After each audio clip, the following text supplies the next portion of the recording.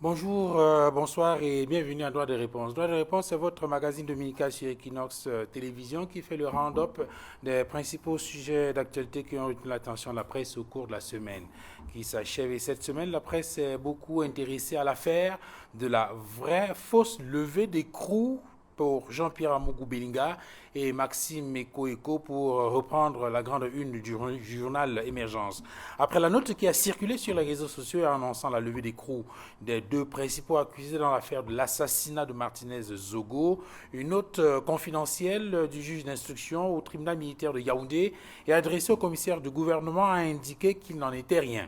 Une situation qui a créé une grosse confusion dans les esprits, embarrassant l'opinion publique nationale et internationale. Pourtant, selon des sources, il ne s'agit ni plus ni moins que de la manipulation et d'une tentative de distraire l'opinion publique sur des questions fondamentales. Qui a tué Martinez Zogo? Qui a commandité l'assassinat du journaliste d'Amplitude FM? La vraie fausse ordonnance ou la fausse vraie ordonnance du juge d'instruction du tribunal militaire signifie-t-elle donc que le patron de la DGRE n'était pas au courant de l'opération préparée et menée par son collaborateur, le lieutenant-colonel Justin Danoué, qui a, il faut le rappeler, avoué son forfait?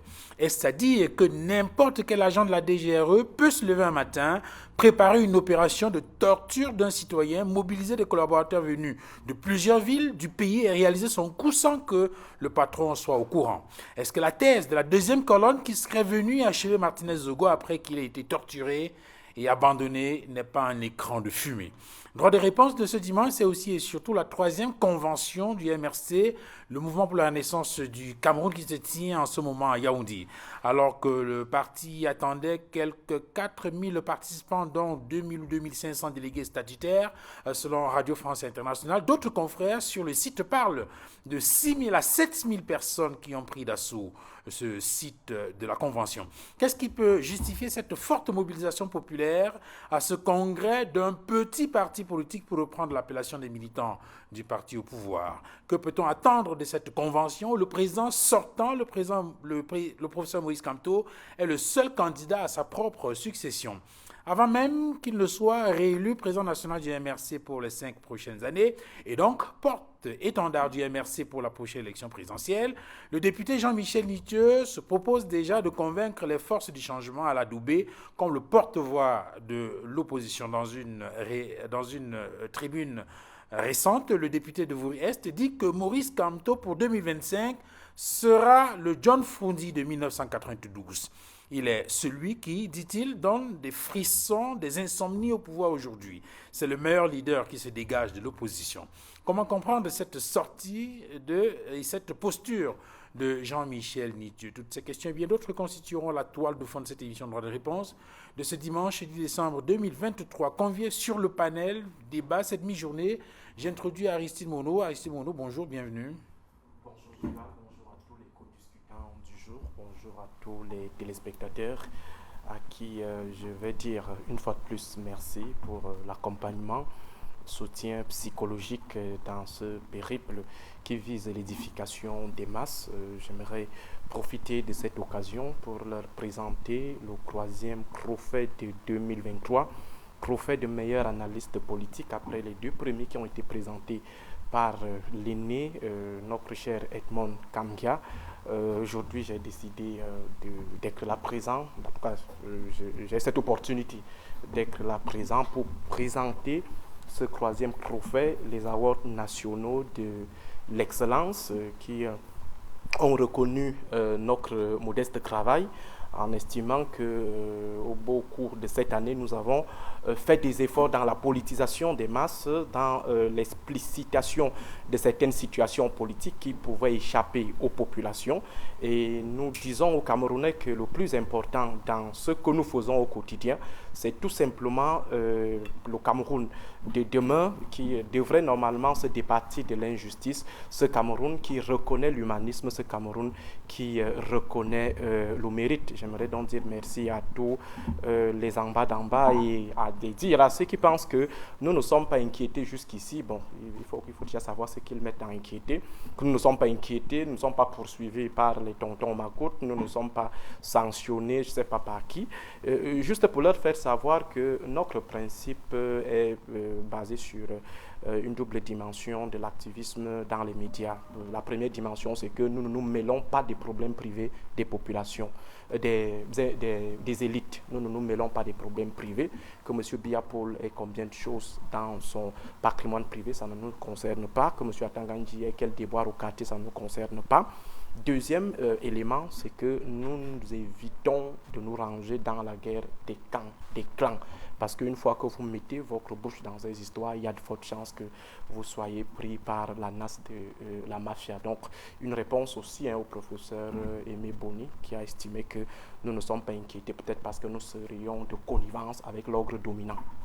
Merci Aristide Monod, félicitations encore pour tous ces prix que vous glanez depuis quelques jours, depuis quelques semaines.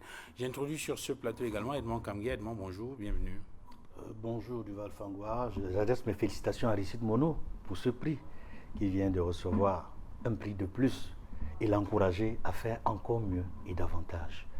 Tout en adressant mes salutations fraternelles, amicales et cordiales aux millions de téléspectateurs fidèles de cette émission, je voudrais encourager tous les défenseurs des droits de l'homme au Cameroun et en Afrique, tous ceux qui militent pour les droits des citoyens. Je voudrais également exhorter le gouvernement camerounais à faire plus d'efforts dans la défense et le respect des droits des citoyens en général et dans le respect et la protection des journalistes en particulier. Merci Edmond Kamgia. Vous êtes journaliste éditorialiste à la Nouvelle Expression, consultant sur droit de réponse sur le plateau de droit de réponse de ce dimanche 10 décembre 2023 en direct de Yaoundé. Professeur Edmond Bilois, bonjour, bienvenue. Bonjour Duval, merci de m'avoir invité. Pour cette première prise de parole, je voudrais adresser mes salutations aux militants du RDPC en les priant d'être disciplinés, d'être focalisés, d'avoir les yeux rivés sur les échéances de 2025. Donc, tous les militants du RDPC sont appelés à être disciplinés, comme l'a dit le secrétaire général du comité central du RDPC lors de sa tournée régionale, et ils doivent se focaliser sur les prochaines séances électorales. Merci Duval de m'avoir invité. Je remercie également le président de la sous-commission communication du RDPC, le professeur Laurent Charles Boye-Moissala, qui a accepté que je vienne à l'émission porter la voix du RDPC. Il dit souvent porter la voix du lion à l'émission Droit de réponse de Equinox Télévision. Merci professeur Edmond Bilois d'être venu sur ce plateau. J'introduis Willy Mengue. Bonjour Willy et bienvenue. Bonjour monsieur Fangwa Duval, bonjour aux co-discutants. Bonjour à tous les millions de téléspectateurs d'Equinox TV qui nous suivent partant du Cameroun jusqu'à l'extérieur. Bonjour également à tous les militants et sympathisants du mouvement pour la Renaissance du Cameroun, parti politique auquel j'appartiens particulièrement. Il y en a qui pourraient se poser la question ce matin, pourquoi est-ce que j'ai abordé la touche du parti? C'est justement parce que nous sommes, le MRC tient sa convention, dont je sors de là et je voulais juste répondre présent à cette invitation. Je devrais repartir. Donc j'espère être à la hauteur, n'est-ce pas, d'apporter les éclairages sur les préoccupations de votre thématique de ce matin. Merci. Willy Mengue, justement, vous sortez, vous revenez de cette convention qui a démarré depuis hier et qui va se poursuivre. Et vous avez dû, on va dire, abandonner un tout petit peu les charges qui sont les vôtres dans les différentes commissions qui effectuent des travaux importants dans le cadre de cette convention ce matin pour venir répondre présent à cette émission de droit de réponse. On a observé qu'il y a une forte mobilisation populaire. Vous attendiez, je crois, entre 2000 et 2500 délégués statutaires, en tout cas selon les chiffres qui ont été donnés par Radio France Internationale. Mais on a observé comme une sorte de marée humaine sur le site de la Convention. Certains parlent de 7000 personnes qui sont rendues à cette Convention. Oui, il faut noter que plusieurs Camerounais de la scène politique camerounaise savaient déjà le MRC, comme l'opinion, la mauvaise opinion le dit, un parti mort. Alors, depuis hier à 17h, puisque c'est à 17h que les militants ont commencé à aller vers le palais des congrès, d'autant plus que cette salle que nous avons louée depuis un an était toujours occupée par les parlementaires. Bon, on a donc constaté qu'il y a une forte affluence, une forte mobilisation des délégations venant de l'extrême nord, venant du nord, venant de la Damawa, venant des 10 régions administratives du Cameroun, qui se sont regroupés, n'est-ce pas, au niveau du palais des congrès. Nous avons, le MRC a prévu une délégation de 2000 personnes. Ça, en fait, c'est des militants statutaires, des délégués statutaires qui ont droit de vote, qui doivent assister aux travaux. Mais cette mobilisation est allée au-delà de ce chiffre-là. Ce qui explique effectivement, ce qui vient contredire la rumeur de la démobilisation ou bien de la mort du MRC, la mort imaginée ou imaginaire du MRC. Je voudrais dire que la mobilisation est très forte. Je voulais dire que jusque-là, toute la nuit, nous avons travaillé. Toutes les étapes qui ont été prévues, nous les avons amorcées avec tact. Les élections ont eu lieu à partir de 3 heures du matin. Le dépouillement a eu lieu à partir de 6 heures du matin. Et les résultats ont été disponibles automatiquement.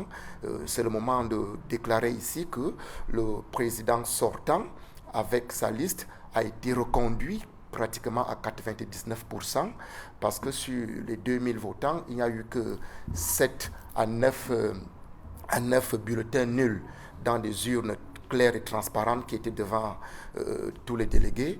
99% a donc été le score de la liste conduite par le professeur Maurice Kamto, avec ses 5 vice-présidents que nous connaissons d'avant, c'est-à-dire Mamadou Mouta de l'extrême nord, Tyriane Balbine Noa du centre, Maître Sim du littoral.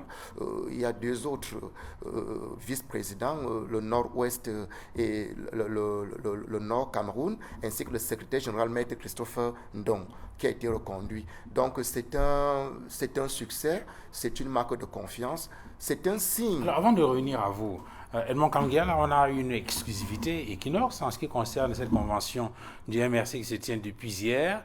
On a déjà les résultats de ce congrès électif qui se tenait depuis quelques heures maintenant. Le professeur Maurice Kamto a été réélu à la tête d'une liste qu'il conduisait comme président national du MRC pour les 5 prochaines années.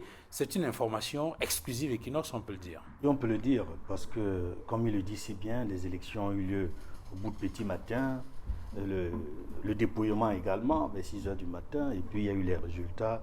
Nous commençons l'émission à midi, l'émission la plus regardée au Cameroun, en Afrique et dans beaucoup de pays à travers le monde. C'est une exclusivité.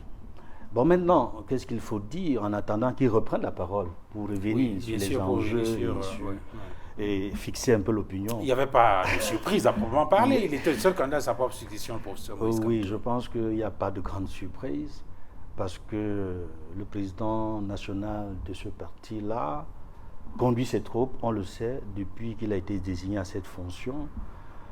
Il a une équipe avec laquelle il travaille, tout un directoire, avec des responsables. Et on voit très bien comment la mobilisation a été grande. La mobilisation, puisque nous-mêmes, nous sommes arrivés à Yaoundé hier, et on a pu voir par nous-mêmes, à travers la ville de Yaoundé, une forte mobilisation.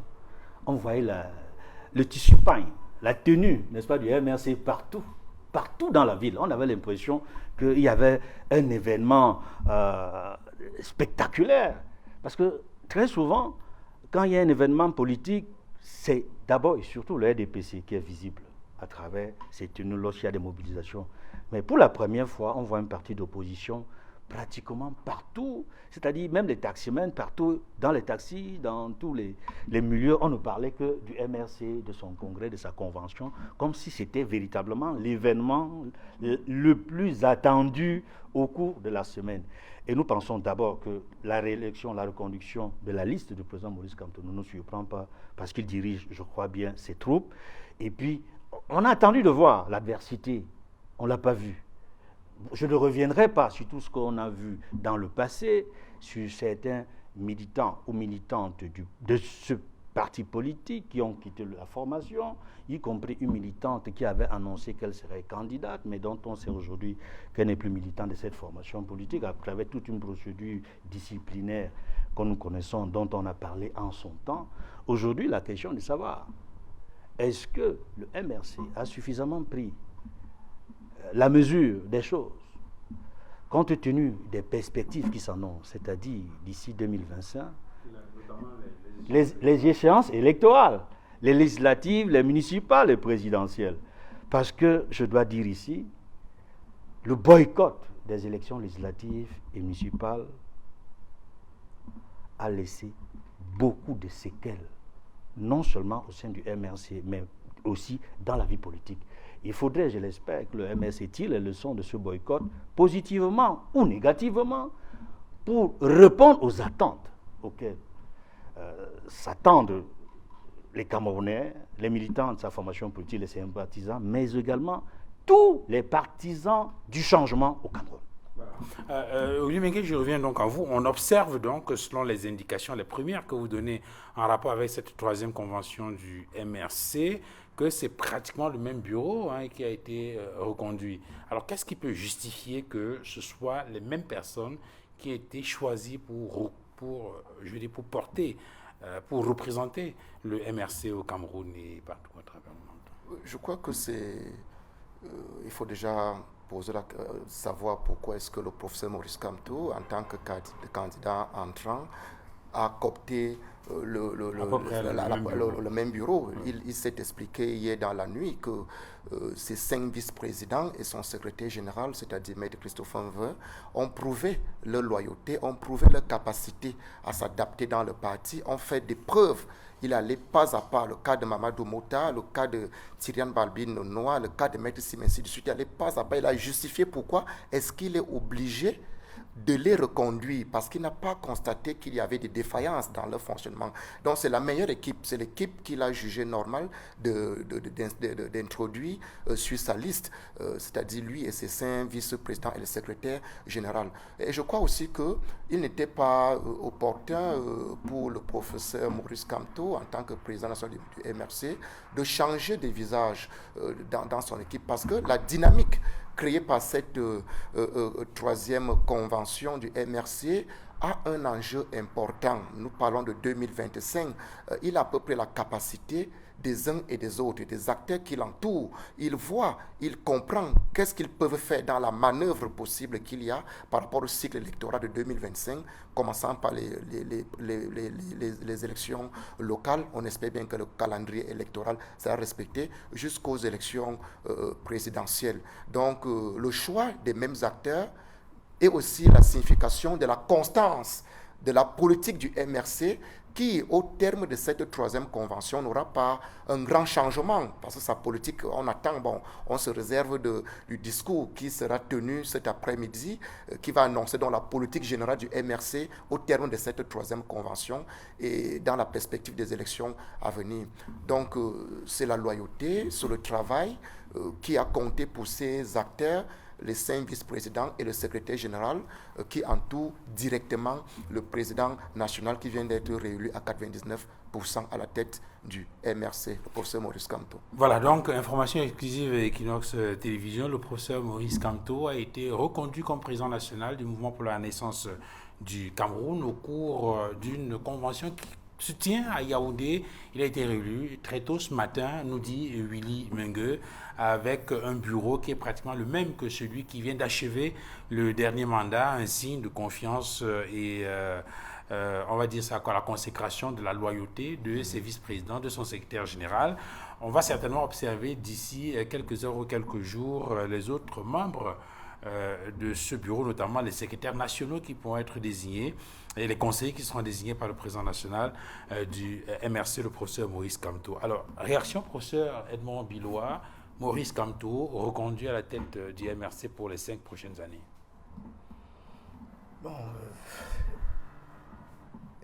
je ne peux que le féliciter pour cette reconduction et cette réélection. Je crois qu'aujourd'hui, les partis politiques qui qui auront été invités par le parti de Maurice Kamto prendront la parole aujourd'hui. Donc je me réserve de prendre la parole en ce moment parce que le représentant du RDPC pourra prendre la parole à ce moment-là. Voilà, mais à côté, lorsque vous observez cette mobilisation populaire, on attendait environ 2000 délégués statutaires. On a, au-delà de ces délégués statutaires qui sont pratiquement tous là, il y a également une forte mobilisation des gens, des sympathisants, des militants qui ont investi le site de la Convention. Qu'est-ce que cela traduit pour vous, vous qui avez l'habitude de présenter le MRC comme un petit parti politique? Bon, vous savez, les grands partis sont représentés dans les instances qui constituent la représentation nationale. Donc, ça veut dire que ce parti doit se présenter aux prochaines élections législatives et municipales pour montrer qu'il est un grand parti.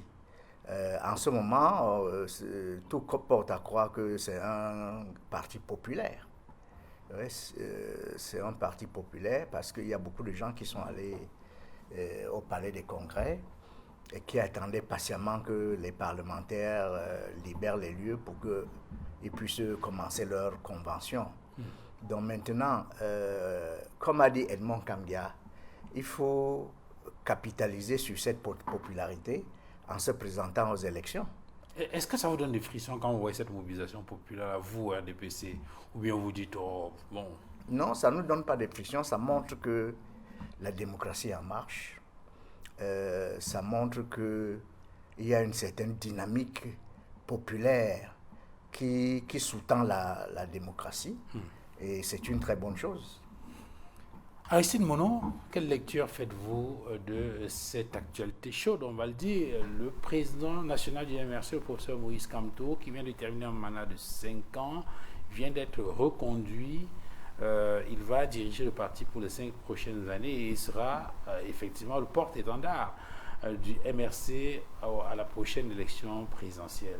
Vous dites quoi? On prend les mêmes et on recommence? Déjà, Duval, il faut commencer par quelques leçons qui doivent être assimilées par ceux qui nous suivent aujourd'hui. La première, c'est la déconstruction de certains a priori, la déconstruction de certains préjugés. Le premier préjugé, c'est la question du maintien de l'ordre qui a été souvent mobilisé par les autorités administratives, également les services de renseignement. Et aujourd'hui, on se rend compte que ce sont des thèses à vocation purement politicienne qui visent la question de l'ordre public. La question de l'ordre public, ouais. Autant pour moi. Ouais. Donc, on se rend compte aujourd'hui avec l'accalmie, la mobilisation, puis l'accalmie que nous observons depuis hier que ces thèses ne tiennent pas du tout et qu'il s'agit généralement de manœuvres pour faire obstruction au déploiement, à l'expression des partis qui ne sont pas d'accord avec l'ordre dominant. Jusque-là, il n'y a eu aucune casse et pourtant on est à quelques encablures de la présidence de la République, palais des congrès, rond-point Bastos, on est pratiquement à l'intérieur de la présidence. Donc, si le MRC était ce parti des casseurs, ce parti des déstabilisateurs, je pense que depuis hier, avec 3000 personnes, ça permet d'envahir rapidement la présidence de la République. Cela n'a pas été fait. On peut donc dire que nos autorités administratives, nos élus du ministère de l'administration territoriale doivent revoir leur pédantisme et leurs accusations fausses. Deuxième préjugé à déconstruire, c'est la capacité mobilisatrice du mouvement pour la renaissance du Cameroun. Parce que jusque-là, on a toujours pensé que c'était d'abord une affaire ethnique, l'affaire des Baham, l'affaire des Bamileke, je ne sais pas, Krou. Aujourd'hui, on se rend compte que ce sont des Camerounais qui se sont déplacés des 10 coins du Cameroun, donc des 10 régions du Cameroun. On a vu les images, elles sont d'ailleurs disponibles sur les réseaux sociaux. On va se rendre compte que les nationalités sociologiques ne sont pas celles qui ont été toujours assignées au MRC. Il s'agit bel et bien des Camerounais. Et en passant, il faut rappeler que cette mobilisation n'est pas le fait des élites qui auraient peut-être détourné de l'argent quelque part, qui auraient puisé dans les caisses de l'État pour s'attacher les services du pain sardine ou alors des pagnes. On a vu comment les petits, le petit peuple du MRC s'est mobilisé pour donner vie à l'événement, pour donner la force à l'événement, pour rehausser l'événement. Il y a des militants qui avaient un peu plus que les autres, qui ont financé les pagnes, qui ont offert les pagnes, qui ont offert l'hébergement. Je l'ai suivi sur les réseaux sociaux, c'est-à-dire des militants qui résident à Yaoundé, qui proposaient aux autres leur maison pour venir dormir, contrairement à ce qu'on voit ailleurs, par exemple au Rassemblement démocratique du peuple camerounais. Et cela interroge davantage les thèses de la dépolitisation des masses ou du non-engagement des masses, du désintérêt. On se rend compte que les Camerounais peuvent effectivement s'engager en politique, mettre leurs moyens en jeu, ne pas attendre qu'on vienne les activer. On se rend compte qu'il y a des Camerounais qui ont également le courage de braver un bon nombre de préjugés, un bon nombre de peurs, parce que Dieu seul sait ce qui a été souvent administré aux différents rassemblements du mouvement pour la renaissance du Cameroun. Avec toutes ces jurisprudences-là, je pense que beaucoup allaient renoncer à arriver à Yaoundé, sachant que ça peut capoter à n'importe quel moment, parce qu'avec l'ordre dominant, ça peut virer à une thèse de la déstabilisation sans toutefois qu'on passe par une transition.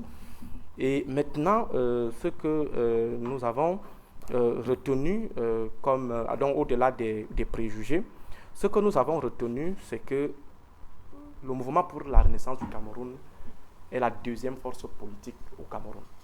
Du côté de l'opposition, c'est la principale force de l'opposition. C'est incontesté, c'est incontestable, au regard des mobilisations qu'on a eu à consommer ici venant. Il y a justement un débat là-dessus, avec certains politiques qui estiment qu'on doit faire ce classement en tenant compte de la représentation des partis politiques dans les institutions. Vous savez, le jeu politique ou le champ politique ne se limite pas au jeu institutionnel ou dans les institutions. Disons, les arènes institutionnelles ne sont pas les seuls lieux d'expression de la politique ou les seuls lieux du rapport de force politique. Le rapport de force politique peut se jouer en dehors des arènes institutionnelles. Et je pense que les arènes institutionnelles ne sont que l'expression du rapport de force des arènes non institutionnelles. Parce que l'institutionnel, c'est juste pour formaliser, pour donner vie à la légalité de ce qui est en train de se passer dans les lieux non institutionnels. Donc ça veut dire que si vous n'avez pas déjà cette assise territoriale, si vous n'avez pas cette assise populaire, vous ne serez pas dans des institutions. Pourquoi le MRC n'est pas dans les institutions? Est-ce que le MRC n'est pas dans les institutions parce qu'il a été incapable de pouvoir battre qui que ce soit dans ce champ institutionnel? C'est juste parce qu'il y a eu abstention, il y a eu renoncement. C'est comme Nganou peut se décider de ne pas batailler contre Aristide Mono. Est-ce que ça veut dire que Aristide Mono est devenu plus fort que Nganou? Il a décidé de ne pas batailler. Alors, si le MRC a décidé de ne pas aller aux élections, aux dernières élections, ça ne veut dire pas que sa force a été érodée ou elle a été diminuée. Et aujourd'hui, on se rend compte que la mobilisation de ce côté-là concurrence âprement celle qu'on a souvent observée, celle qu'on avait observée un temps au sein du Social Democratic Front. On se rend compte qu'on a une opposition qui est en train de renaître, une opposition qui est en train de revivre. Autre élément, avec votre permission, c'est qu'aujourd'hui, on s'est rendu compte qu'il y a des jeunes. Parce que lorsque vous regardez la tranche d'âge de ceux qui se mobilisent, concrètement au Rassemblement démocratique du peuple camerounais, où on a plus affaire aux mamans et aux papas. Avec le mouvement pour la renaissance du Cameroun, on a beaucoup plus affaire aux jeunes. Attention, il y a le JRDPC. Au JRDPC, mais il faut voir les mobilisations du RDPC. Même dans votre village, c'est beaucoup plus les mamans et les papas que des jeunes. Donc, il faut dire aujourd'hui qu'il y a un renouveau jeune au Cameroun dans le champ politique qu'il faut maintenant capitaliser. Et je vais donc chuter par là à travers une exhortation. Le MRC a pris les coups, comme l'a relevé tout à l'heure Edmond. Il y a eu des ratés, il y a eu des omissions. Aujourd'hui, il me semble que ceux qui ont été reconduits doivent intégrer tous ces éléments, toutes ces défaillances-là, toutes ces limites-là, pour maintenant essayer de donner au MRC la force qu'il devrait, autant pour moi, avoir. Ça veut dire qu'il faut travailler sur l'implantation territoriale du parti. Ça demande beaucoup d'investissement, mais il faut qu'on soit capable de retrouver le MRC une permanence à Kousseri, une permanence à Mokolo, une permanence à Mora, une permanence à Maroua, par exemple. Il faut également qu'on travaille au niveau du MRC la question même du fanatisme. Parce qu'on se rend compte qu'il y a ceux qui confondent activisme politique et militantisme politique. Il y a des activistes qui accompagnent les militants, il y a les militants qui pensent le devenir de la nation au cas où on leur donne le pouvoir. Alors il va falloir que le président Maurice Kamto essaye de construire une frontière étanche entre les activistes qui normalement accompagnent les partis et les militants. Parce que si on continue de maintenir cette confusion, il y aura des actes des activistes qui seront rapidement considérés par les pourfendeurs du MRC comme des actes du MRC. Donc il faut qu'il y ait cette frontière étanche. Mais c'est une mission extrêmement difficile parce que justement, on a remarqué que des fois, ces positions des activistes embarrassent même le président national du MRC qui très souvent préfère, dans certains cas, faire le dos rond. Non, je vais vous donner une technique claire. Ceux qui sont cadres du mouvement pour la Renaissance du Cameroun, ceux qui sont porte-parole du mouvement pour la Renaissance du Cameroun devraient éviter au mieux toute accointance avec les activités qui sont organisées par les activistes, même si ces activités sont en faveur du MRC. Ça permettra de ne plus donner la force aux pourfendeurs de faire sciemment cette confusion entre les activistes et les militants du MRC.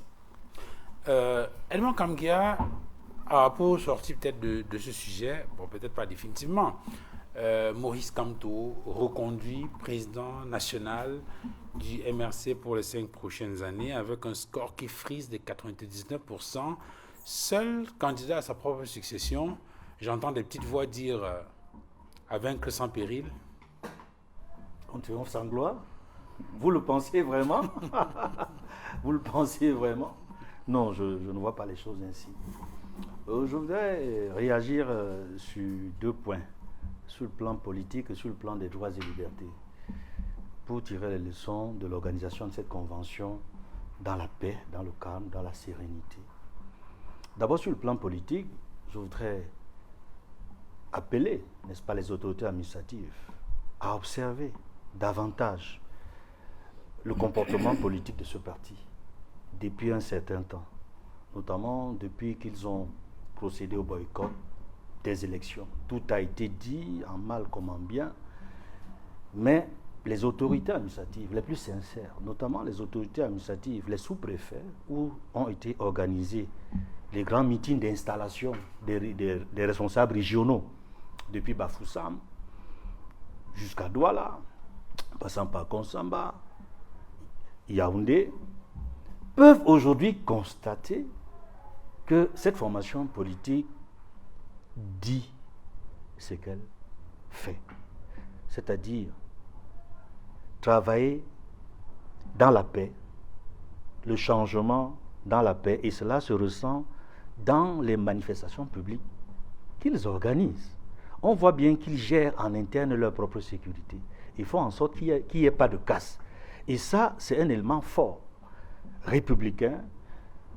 Moi, je pense que les autorités administratives devraient tenir compte de cela. Chaque fois que cette formation politique sollicite une réunion publique, sollicite une manifestation, que le récépissé leur soit octroyé, sans qu'il n'y ait plus le zèle de quelques sous-préfets qui ont toujours tendance, qui n'ont pas oublié ces pratiques, ces réflexes du monolithisme politique, de faire croire qu'il y a menace de troubles à l'ordre public.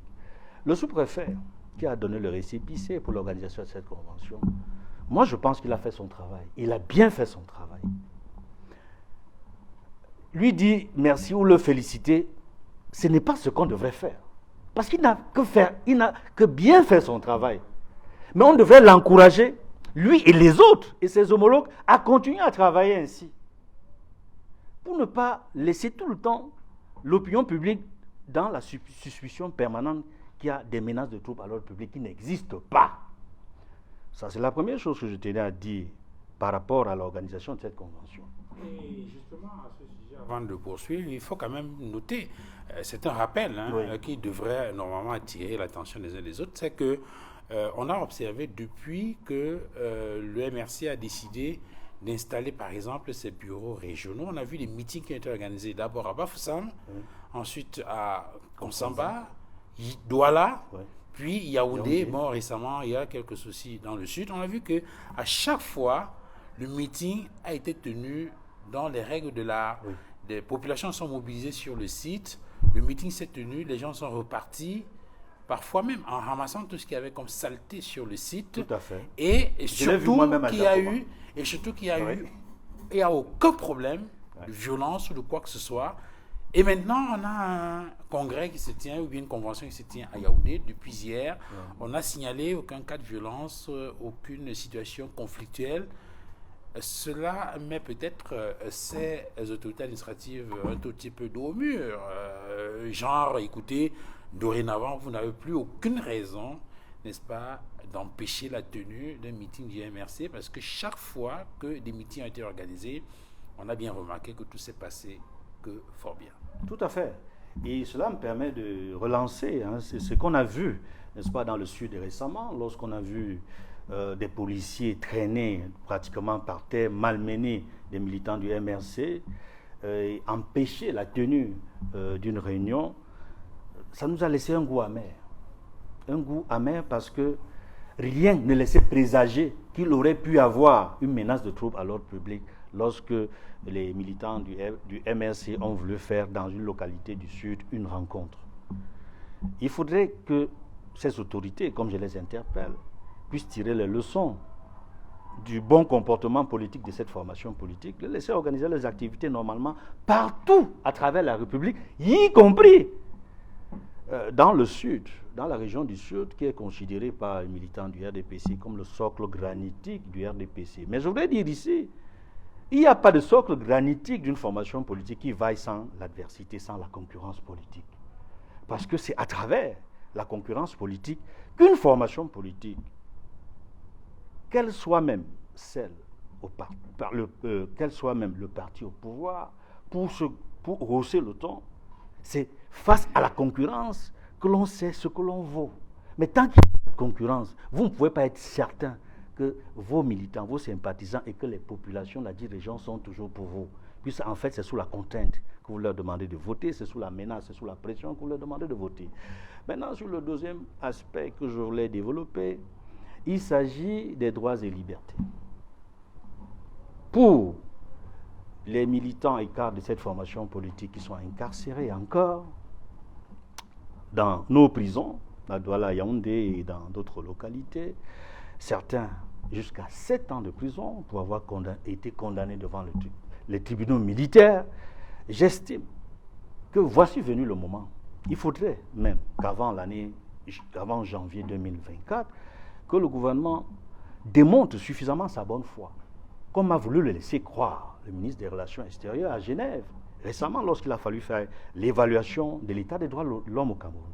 Si effectivement nous respectons les droits de l'homme, il faudrait qu'il y ait un respect visible, crédible, sincère, fiable des droits et libertés des citoyens dans la société civile, mais aussi dans la vie politique. Malheureusement, des gens ont été incarcérés pour des marches pacifiques. Il n'y a jamais eu de casse. Il n'y a eu jamais de démonstration qu'il y a eu une casse lors des marches pacifiques de cette formation politique. Et ceux qui sont en prison, je pense notamment à Alain Foguet, je pense à Bibou Nissak, je pense à tous leurs autres camarades qui sont incarcérés. 5 ans, 7 ans de prison. Récemment, certes, certains ont purgé leurs 2 ans, 3 ans de prison, mais ils n'auraient jamais dû purger toutes ces années de prison. Parce que nous avons une loi très mauvaise, la loi qui confond tout, la loi qui réprime les actes terroristes. Un homme politique n'est pas un terroriste. Un leader de la société civile n'est pas un terroriste. Il faudrait que l'engagement que le gouvernement camerounais a pris à Genève de réviser cette loi pour ne plus terroriser les hommes politiques, pour ne plus terroriser les journalistes, pour ne plus terroriser les défenseurs des droits de l'homme, que cet engagement soit appliqué, qu'on révise cette loi et qu'on ne confonde plus l'homme politique au terroriste. Et je voudrais chuter enfin pour dire que nous sommes dans un pays, dans une république, qu'un communicant du RDPC appelle la République exemplaire en construction. Oui, nous sommes une République exemplaire en construction, mais la République exemplaire en construction doit montrer chaque fois dans ses actes, par ses agissements, qui se comportent de manière républicaine, qui se comportent de manière exemplaire.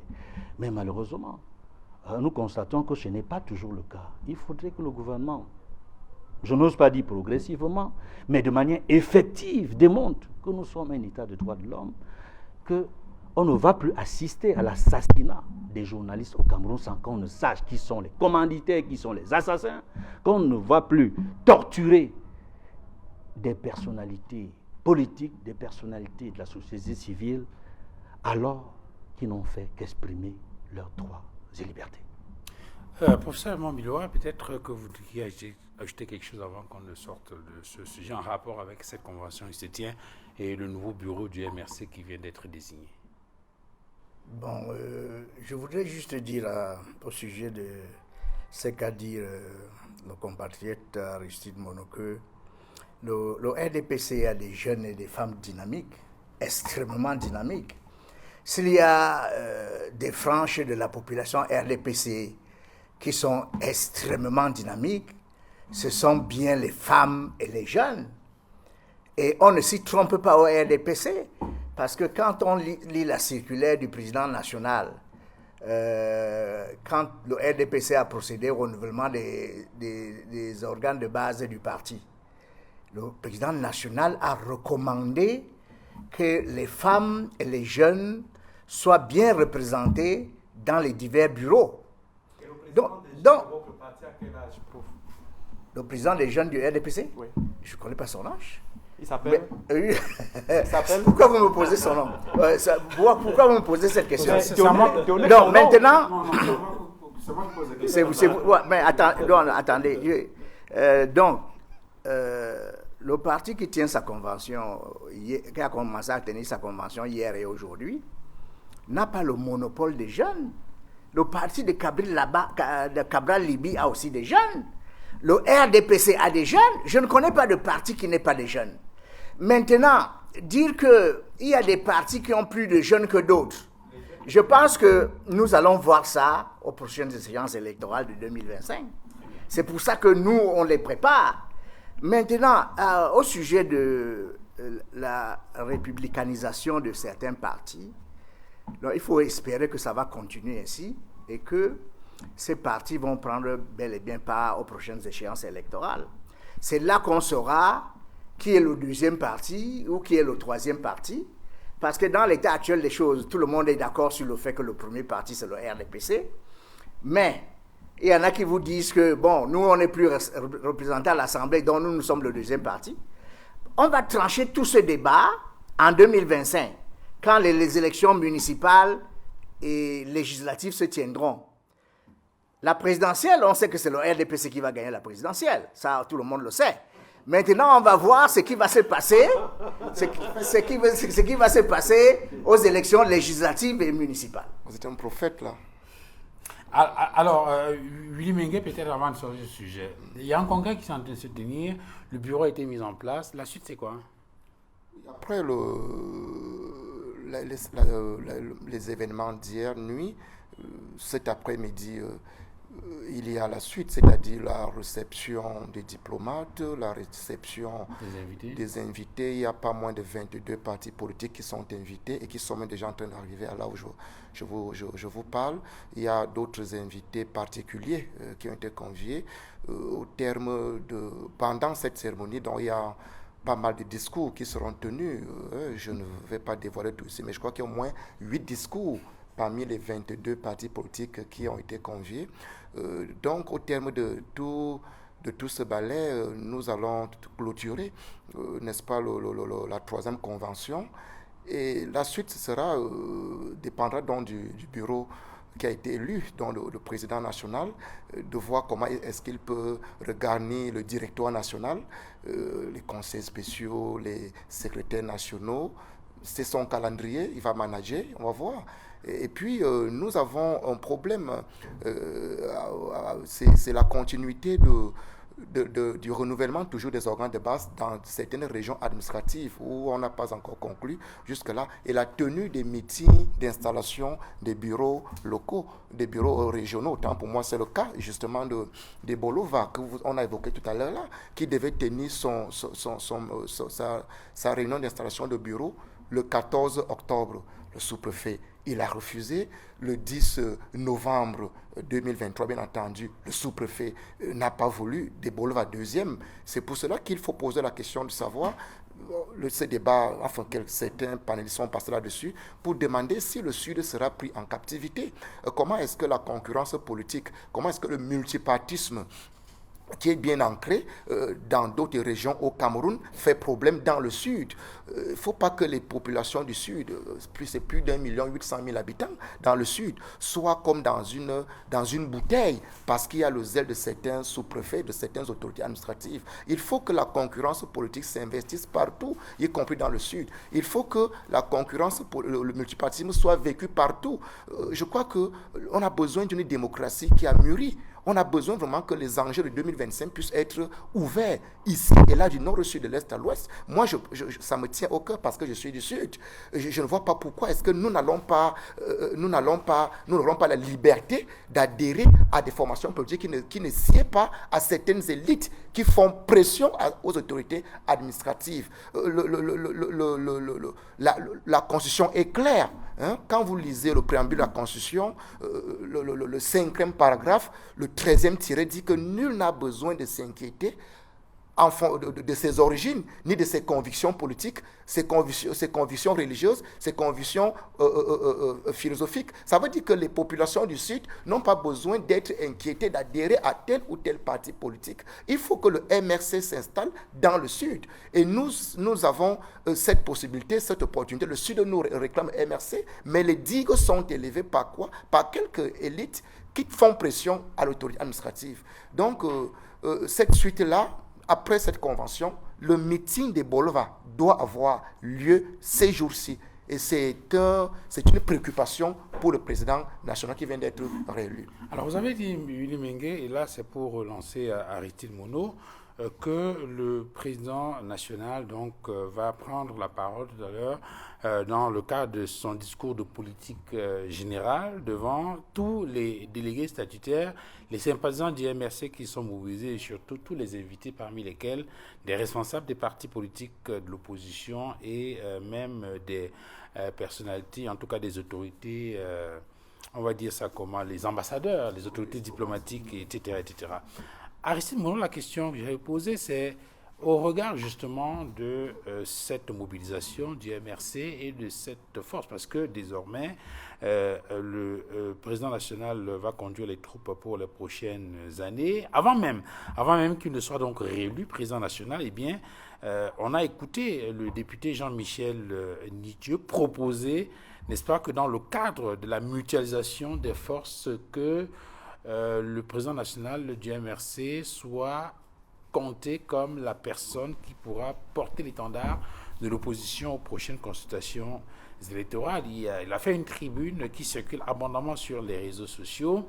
Je prends quelques exemples, quelques clichés. Il dit, en faisant l'état des lieux, il dit notre nation est gravement menacée par l'implosion, par la guerre civile et par le tribalisme. C'est Jean-Michel Nitieux qui le dit. Et il dit le RDPC qui n'est pas en mesure d'apporter une solution et face donc à l'incapacité du RDPC à apporter des solutions à ces crises graves. Il invite donc tous les citoyens de bonne volonté, des femmes, des hommes politiques qui font la politique dans l'intérêt effectif du peuple, de la société civile, pro-démocratie, les intellectuels, les hommes de culture, à répondre favorablement à l'appel pour la mutualisation des forces du peuple du changement. Plus loin, il y a un paragraphe qui nous intéresse. Il dit, dans cette perspective, nous devons avoir la lucidité d'observer objectivement notre scène politique et de voir le leadership qui se dégage de l'opposition. Et il dit plus loin, toute considération prise en compte, le responsable politique de l'opposition qui donne des insomnies au pouvoir, c'est aujourd'hui le président national du MRC, le professeur Maurice Kamto. Il est pour le scrutin de 2025 le John Froundi de 1992. Je pense que les développements du député Nietzsche rejoignent tout simplement notre posture. Depuis les élections de 2018, nous avons toujours dit que, en l'état, le leader de l'opposition au Cameroun, l'opposition globale, c'est le professeur Maurice Kamto. Et je sors toujours des logiques qui veulent cantonner le rapport politique dans des arènes purement institutionnelles pour nous, qui fait peur à l'ordre gouvernant actuellement comme leader de l'opposition, c'est tout naturellement le professeur Maurice Kamto. Et je pense qu'aujourd'hui, il a une certaine statue charismatique, il a construit un charisme politique qui lui permet aujourd'hui de revendiquer ce leadership dans le bloc oppositionnel. Et il a gardé une certaine constance et il a avec lui une masse assez importante qui ne saurait être concurrencée par les masses des autres leaders politiques. Et aujourd'hui, la Convention démontre à suffisance que dans ce bloc-là, il est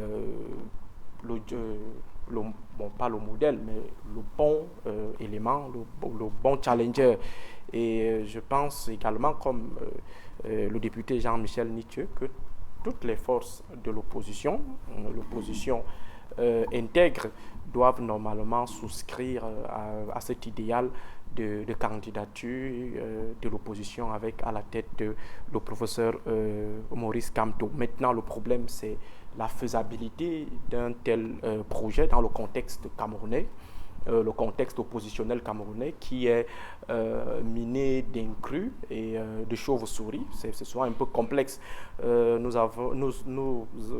avions un temps développé la thèse de l'opposition de la grande prostituée. Est-ce que cette opposition-là présente toutes les prédispositions nécessaires pour adhérer à ce type de projet? Je dirais tout simplement non.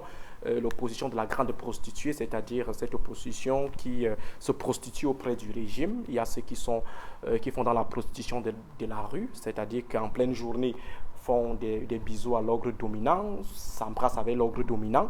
Il y a ceux qui font la prostitution de nuit, c'est-à-dire que le jour, ils jouent les saints et la nuit, ils sont dans les locaux de l'ogre dominant, donc du RDPC, pour aller s'accoupler avec lui. Donc, avec cette opposition-là, est-ce que c'est possible qu'il y ait vraiment une certaine mutualisation des forces? Moi, je dirais tout simplement non. Donc, l'opposition qui est interpellée ici n'est pas l'opposition de la grande prostituée, parce que c'est l'opposition des infiltrés des chauves-souris. L'opposition, c'est l'opposition intègre qui va au-delà du militantisme partisan, parce qu'on peut être militant sans être dans un parti politique. Il y a les militants des droits de l'homme, des droits de l'enfant. Donc, il faut maintenant élargir le concept de l'opposition, ne plus se cantonner à l'élément purement partisan. Essayer donc de voir quels sont des acteurs pertinents qui présentent vraiment les caractéristiques d'une opposition intègre, les rapprocher, essayer de discuter avec eux, construire quelque chose de sérieux avec eux, se rapprocher également des groupes politiques qui semblent présenter les caractéristiques des groupes intègres, discuter également avec ces groupes-là et il reviendra donc à celui qu'on désigne comme le leader aujourd'hui, c'est-à-dire le professeur Maurice Kamto, de faire le pas et non les autres. Parce que si on rentre dans la philosophie du taxi qui ne peut pas tirer le camion, ça serait un peu compliqué. Parce que le leadership, c'est également l'humilité.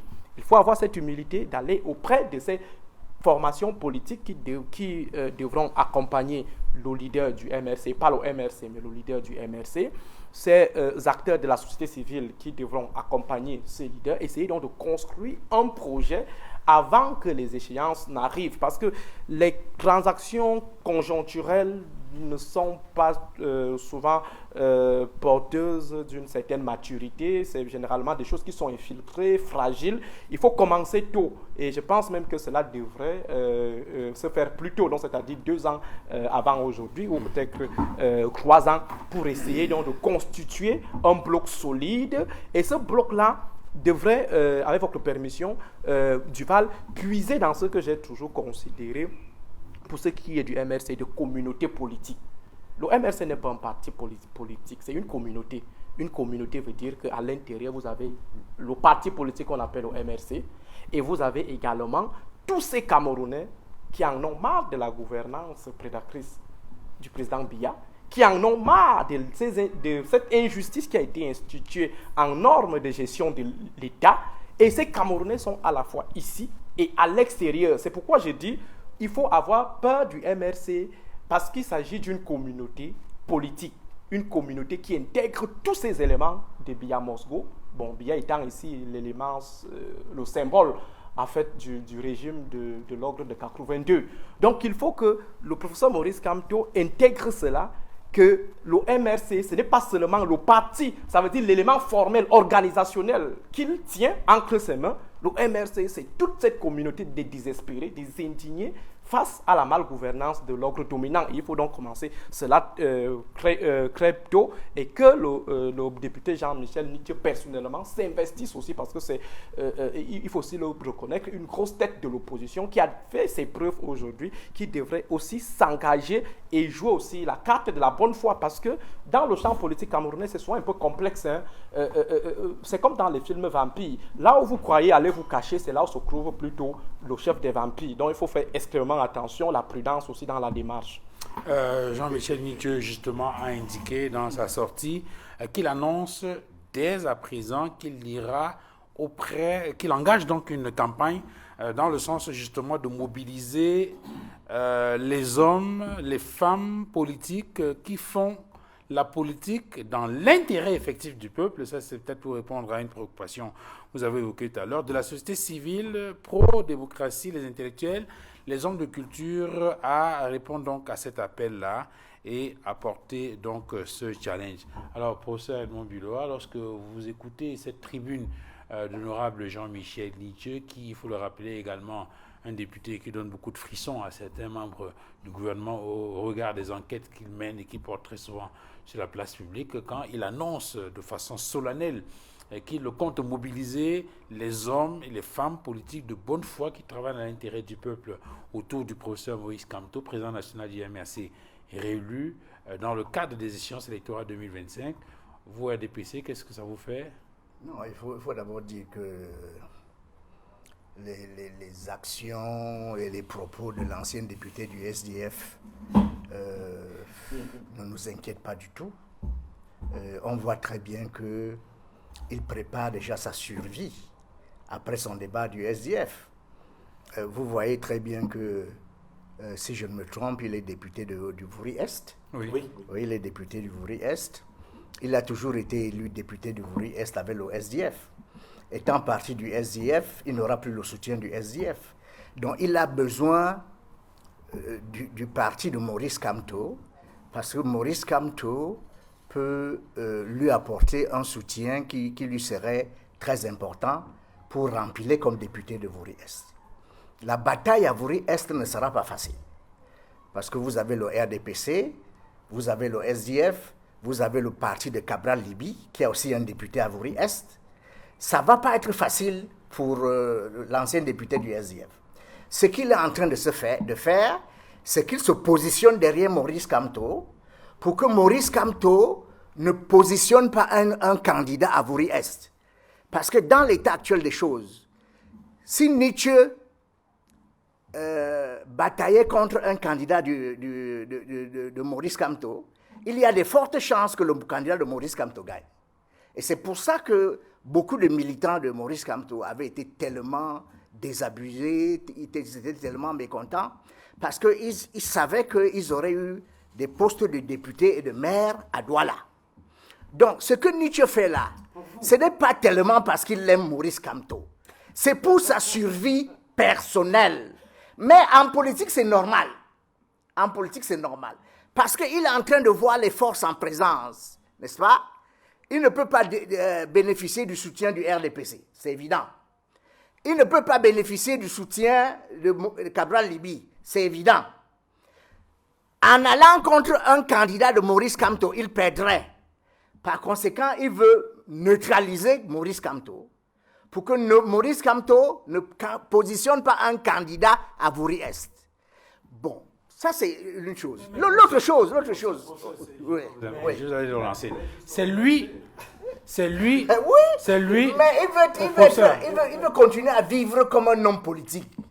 Parce que s'il adhère au RDPC, il devient un militant du RDPC, il n'a plus cette aura qu'il avait avant. Alors, dans la tribune qu'il a, oui, dans la tribune qu'il a commise, justement, on a tous lu cette il rappelle qu'il était déjà un homme politique presque accompli avec son parti, le RAP, et qu'il a choisi délibérément de rejoindre le SDF et les forces du changement dans les années de Brest pour porter justement la candidature de Nidjon Froundi. Et il espérait effectivement qu'avec le président Nidjon Froundi, les choses bougeraient. Mais sauf qu'il s'est rendu compte ces dernières années que le SDF, tel qu'il évoluait, n'avait plus les convictions qu'il partageait. Il a donc décidé de se retirer de cette alliance-là et de continuer à fonctionner avec sa formation politique, tout en invitant maintenant les uns les autres à apporter Maurice Kamto. Je pose une question simple qui peut-être va faire débat dans les chaumières. Est-ce que c'est lui, l'honorable Jean-Michel Nithieu, qui a besoin du MRC ou c'est le MRC qui a besoin de lui? Dans l'état actuel des choses, c'est Nithieu qui a besoin du MRC. D'accord. Alors, non, il ne faut pas simplifier cette affaire. La survie de Nithieu est en jeu. Sans le MRC, Nithieu ne peut plus gagner à Vouri-Est. Parce que le RDPC sera plus fort en 2025. Et maintenant, avec les forces que vous avez, ceux qui sont derrière Cabral Libi, ceux qui sont derrière Maurice Kamto, vous positionnez Nithieu où? Donc Nithieu a plus besoin de Maurice Kamto que Kamto n'a besoin de Nithieu. Parce que Kamto, lui, il a des bases ailleurs. Il a des bases au littoral, il a des bases au centre, dans d'autres régions du Cameroun. Nithieu, sa survie, c'est à Vouri-Est. Personne. En tout cas, n'embarrassez pas le professeur Bilois, s'il vous plaît. Ce n'est pas lui qui avait dit que le RDP est un peu. Que le MRC est un petit parti politique. Ce n'est pas lui qui l'avait dit. Mono a suffisamment montré qu'il était un grand politologue qui peut donner des conseils au parti. J'attends qu'il donne aussi des conseils au RDPC. Parce que là, quand on va dire qu'il est sympathisant du MRC, il va dire non, moi je n'appartiens à aucun parti. Mais il a donné des conseils extrêmement importants. Mais le seul conseil que je peux vous donner, professeur, c'est que le RDPC est une machine rouillée. Et la seule chose que je peux vous demander, c'est tout simplement de libérer les Camerounais et de libérer la tête de l'État. Duval, je voudrais dire au sujet des forces du changement. Vous voyez que année après année, le candidat du RDPC est toujours élu. Et donc, les gens vivent dans une espèce de bulle qui les empêche d'être objectifs. N'est-ce pas? Ils sont incapables de créer une dynamique qui puisse battre le candidat du RDPC. Ils sont incapables de créer une dynamique similaire à celle qui avait été créée par quelqu'un d'autre. Et ils accusent toujours le RDPC de les empêcher de gagner. Mais le RDPC ne les empêche pas de gagner. Parce que eux, ils ne sont pas représentés sur toute l'étendue du territoire national. Le RDPC est établi sur toute l'étendue du territoire national. 365 communes. Donc, 365 sections RDPC. Ils vont gagner peut-être dans quelques grandes villes, et encore, quand on dit quelques grandes villes, dans les portions des grandes villes. Ils vont gagner dans les portions de grandes villes, n'est-ce pas? Mais ils ne gagneront pas dans une région comme le littoral, c'est évident. Hein? Ils peuvent gagner dans quelques portions de l'Ouest. Hein? Je parle de tous les partis. Le SDF a souvent gagné à Bafoussam, le parti de Kamto a souvent gagné à Tchang. Hein?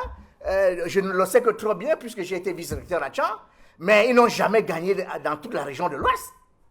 C'est ça le problème. Pour gagner une élection présidentielle, il faut être étendu sur tout le territoire national. Il faut être implanté sur tout le territoire national. Alors, beaucoup de ces partis, ce sont des partis régionaux ou des partis départementaux. Vous voyez? Vous ne pouvez pas gagner une élection présidentielle si vous êtes un parti régional ou un parti départemental ou un parti communautaire. J'aime bien ce que Aristide Mono a dit. La communauté de Maurice Kamto. Oui, c'est ça. Il s'agit de ça. Kamto ne peut pas gagner au Cameroun. Parce que son parti... J'ai très bien saisi. Le parti de Maurice Kamto est un parti communautaire. Hein?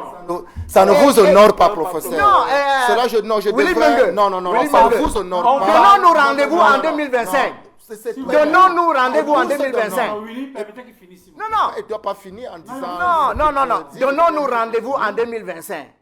On verra très bien réagir. lequel de nos partis est un parti national, lequel est un parti régional ou est un parti départemental. Très bien. Le Alors, RDPC est le seul parti national au Cameroun. D'accord.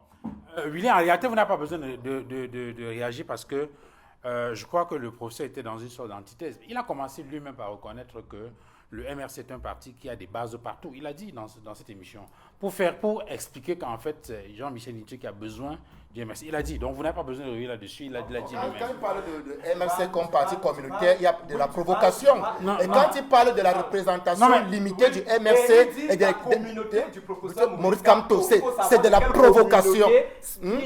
C'est de la provocation, c'est une dérive de langage. Et nous comprenons très bien la connotation. On connaît très bien la connotation que cette expression prend dehors. Le MRC n'est pas une formation politique communautaire. Non.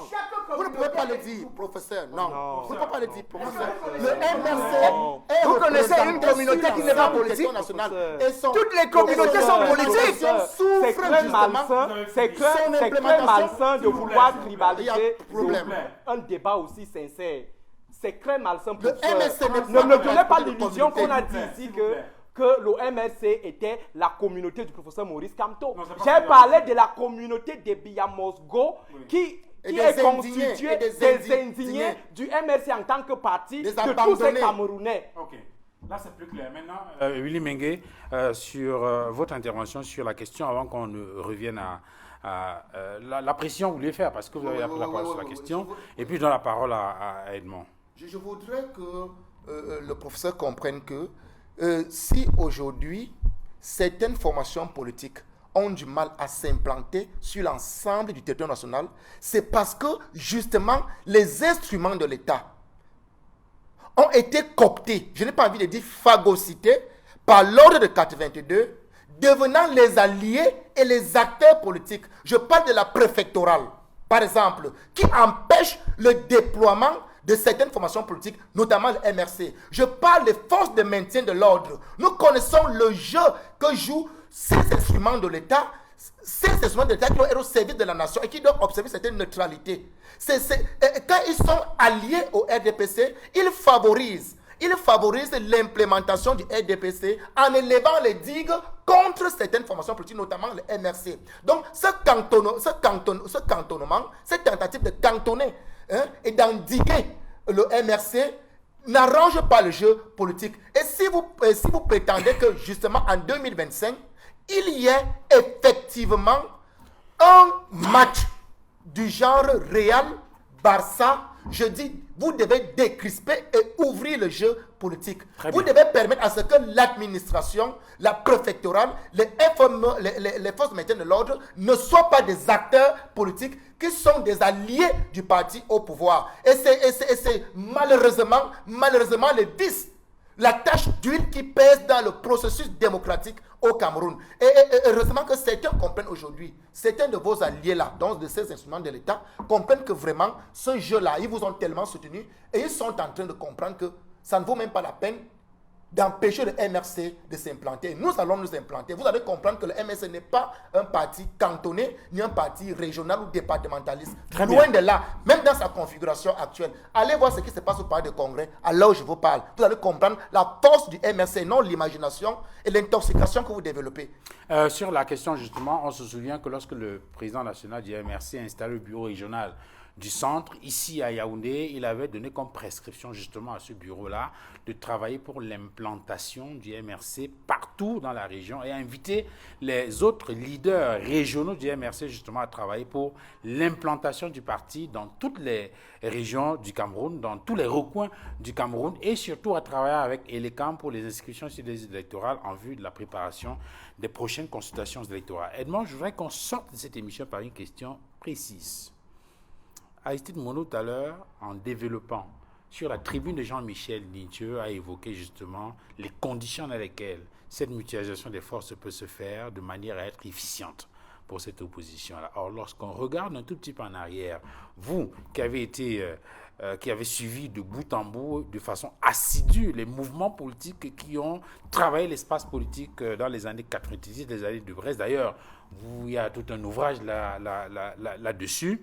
Lorsque vous regardez dans le rétroviseur, est-ce que vous avez le sentiment que le timing tel qu'il est aujourd'hui par rapport à ce projet de mutualisation des forces est possible? Je pose la question parce qu'on se souvient qu'il y a eu d'autres projets semblables. On se souvient, c'est vrai qu'il y a eu la coalition des forces de l'opposition en 92 autour de John Frodi pour des élections dont les résultats, on sait ce qui s'est passé. Il y a eu également une autre tentative, je crois, en 1997 avec la CNS. Et il y a eu, quelques temps après, le G7 aussi, le groupe des 7, qui au sorti de l'élection présidentielle de 2011 pensait qu'il fallait 2011 ou 2004, voilà. Au sorti de l'élection présidentielle 2004, pensait qu'il fallait tout de suite mettre en place une coalition des partis politiques de l'opposition pour préparer les prochaines échéances électorales. On se souvient que cette parti politique, notamment, avait commencé à organiser des réunions rotatives chez les différents leaders pour préparer justement ces échéances. Mais on s'est rendu compte par la suite que cela n'a pas marché.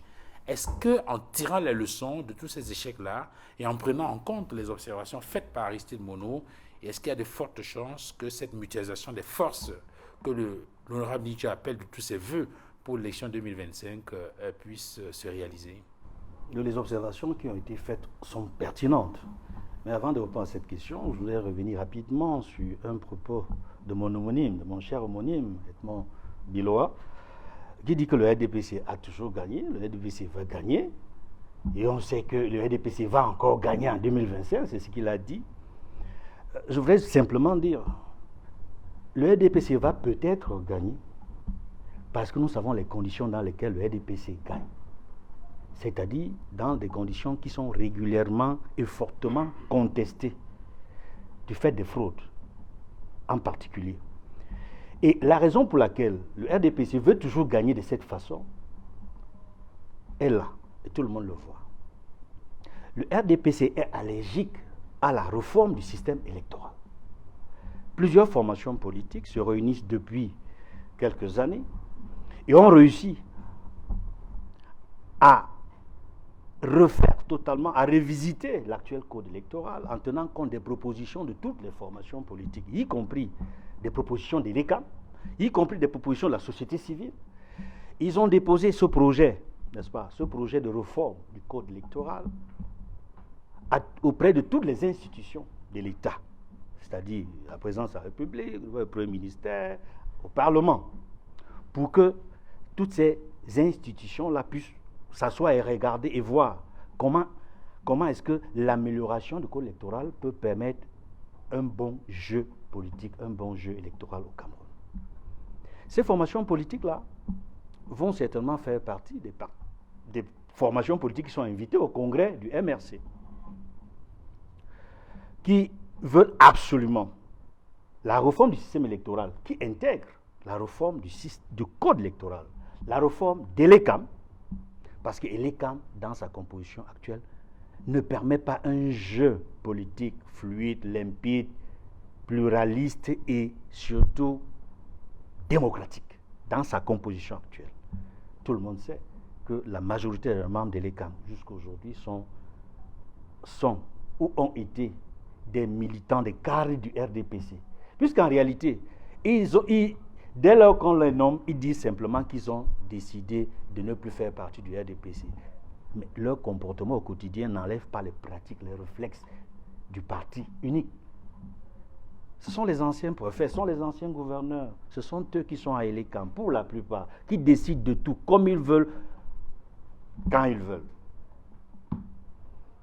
Et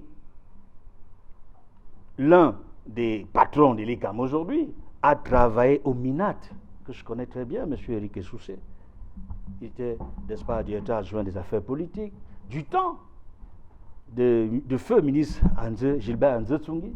Ce sont eux qui façonnaient, n'est-ce pas, le travail, les résultats des élections en leur temps, jusqu'à ce qu'on entende l'air du pluralisme politique.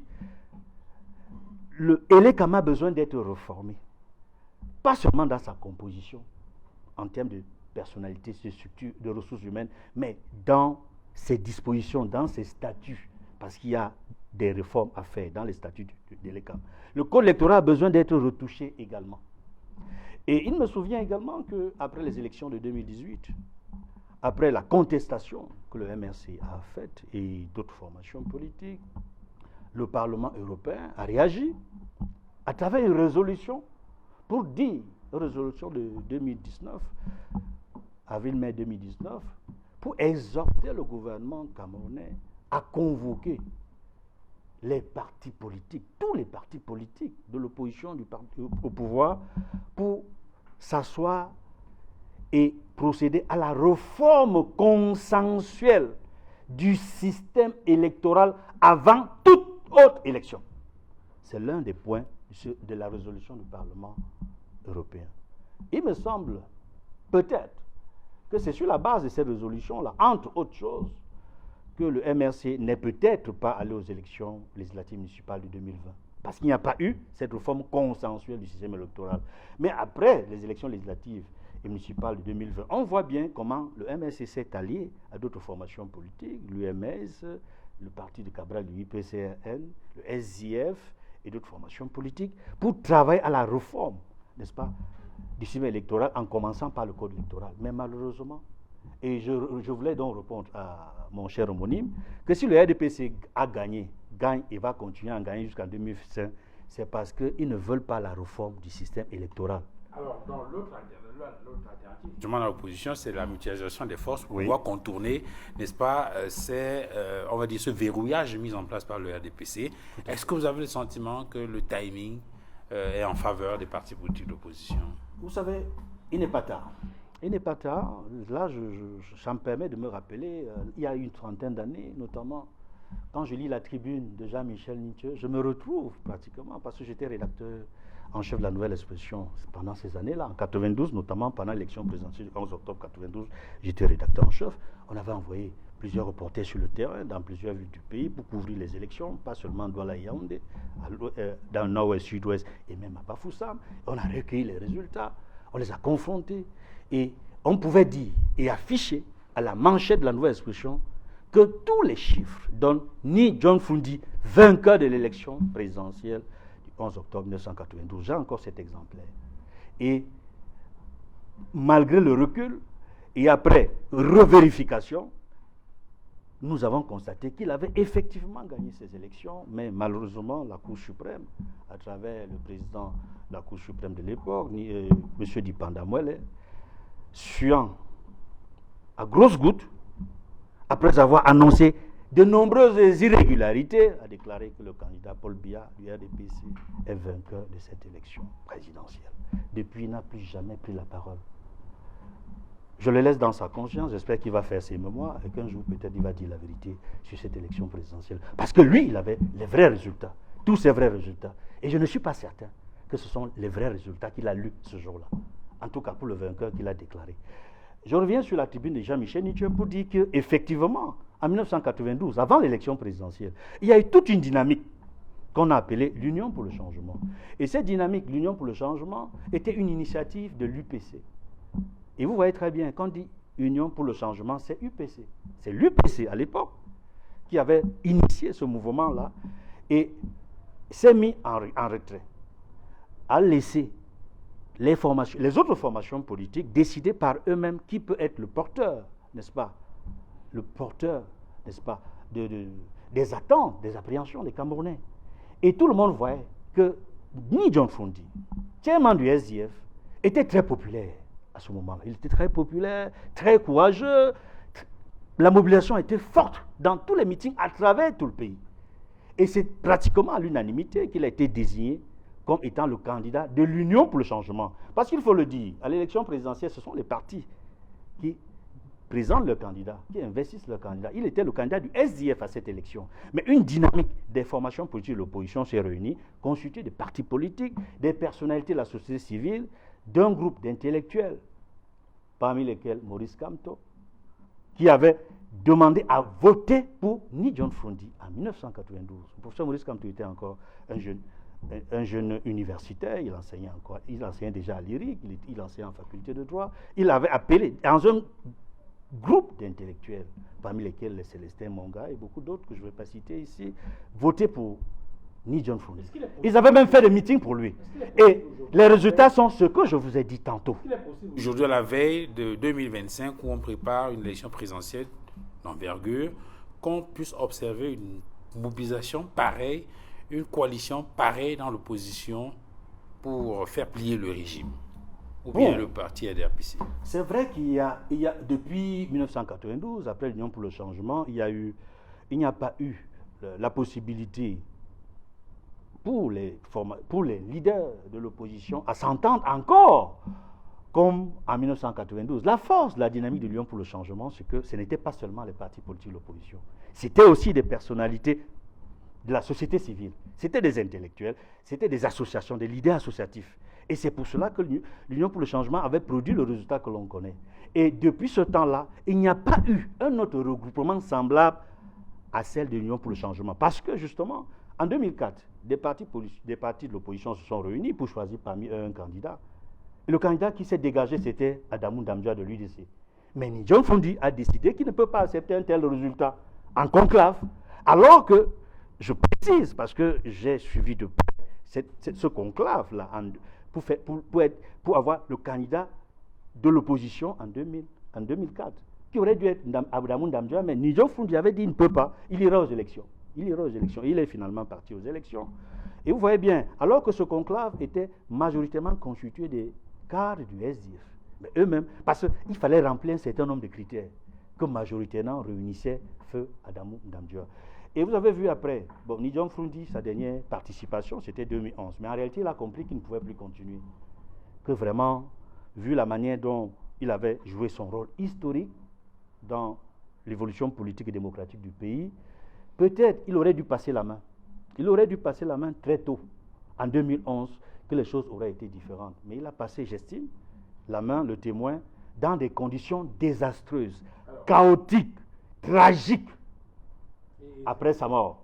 Et on a vu les conséquences. Je vais répondre à votre question, parce que je termine par la un autre sujet sur oui, on devrait l'émission en rapport avec tout ce qu'il y a eu comme mouvement autour de l'assassinat de Martinez Zogo, en tout cas les derniers en 2018, la coalition n'a pas été totale. Il y a Kakere Mouna et des membres de la société civile et un groupe de petits partis qui se sont alliés à lui pour obtenir le résultat qu'il a eu, en tout cas le résultat officiel, qui, ma foi, ne semble pas refléter la vérité des urnes.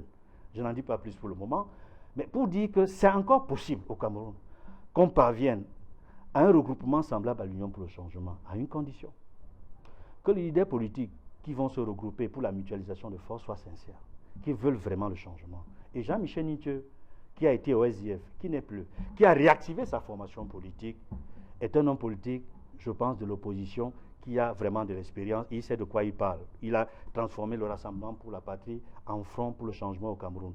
Donc, il a l'expérience avec la force de l'histoire et il travaille, il demande de se regrouper derrière quelqu'un qui était déjà dans l'Union pour le changement à l'époque.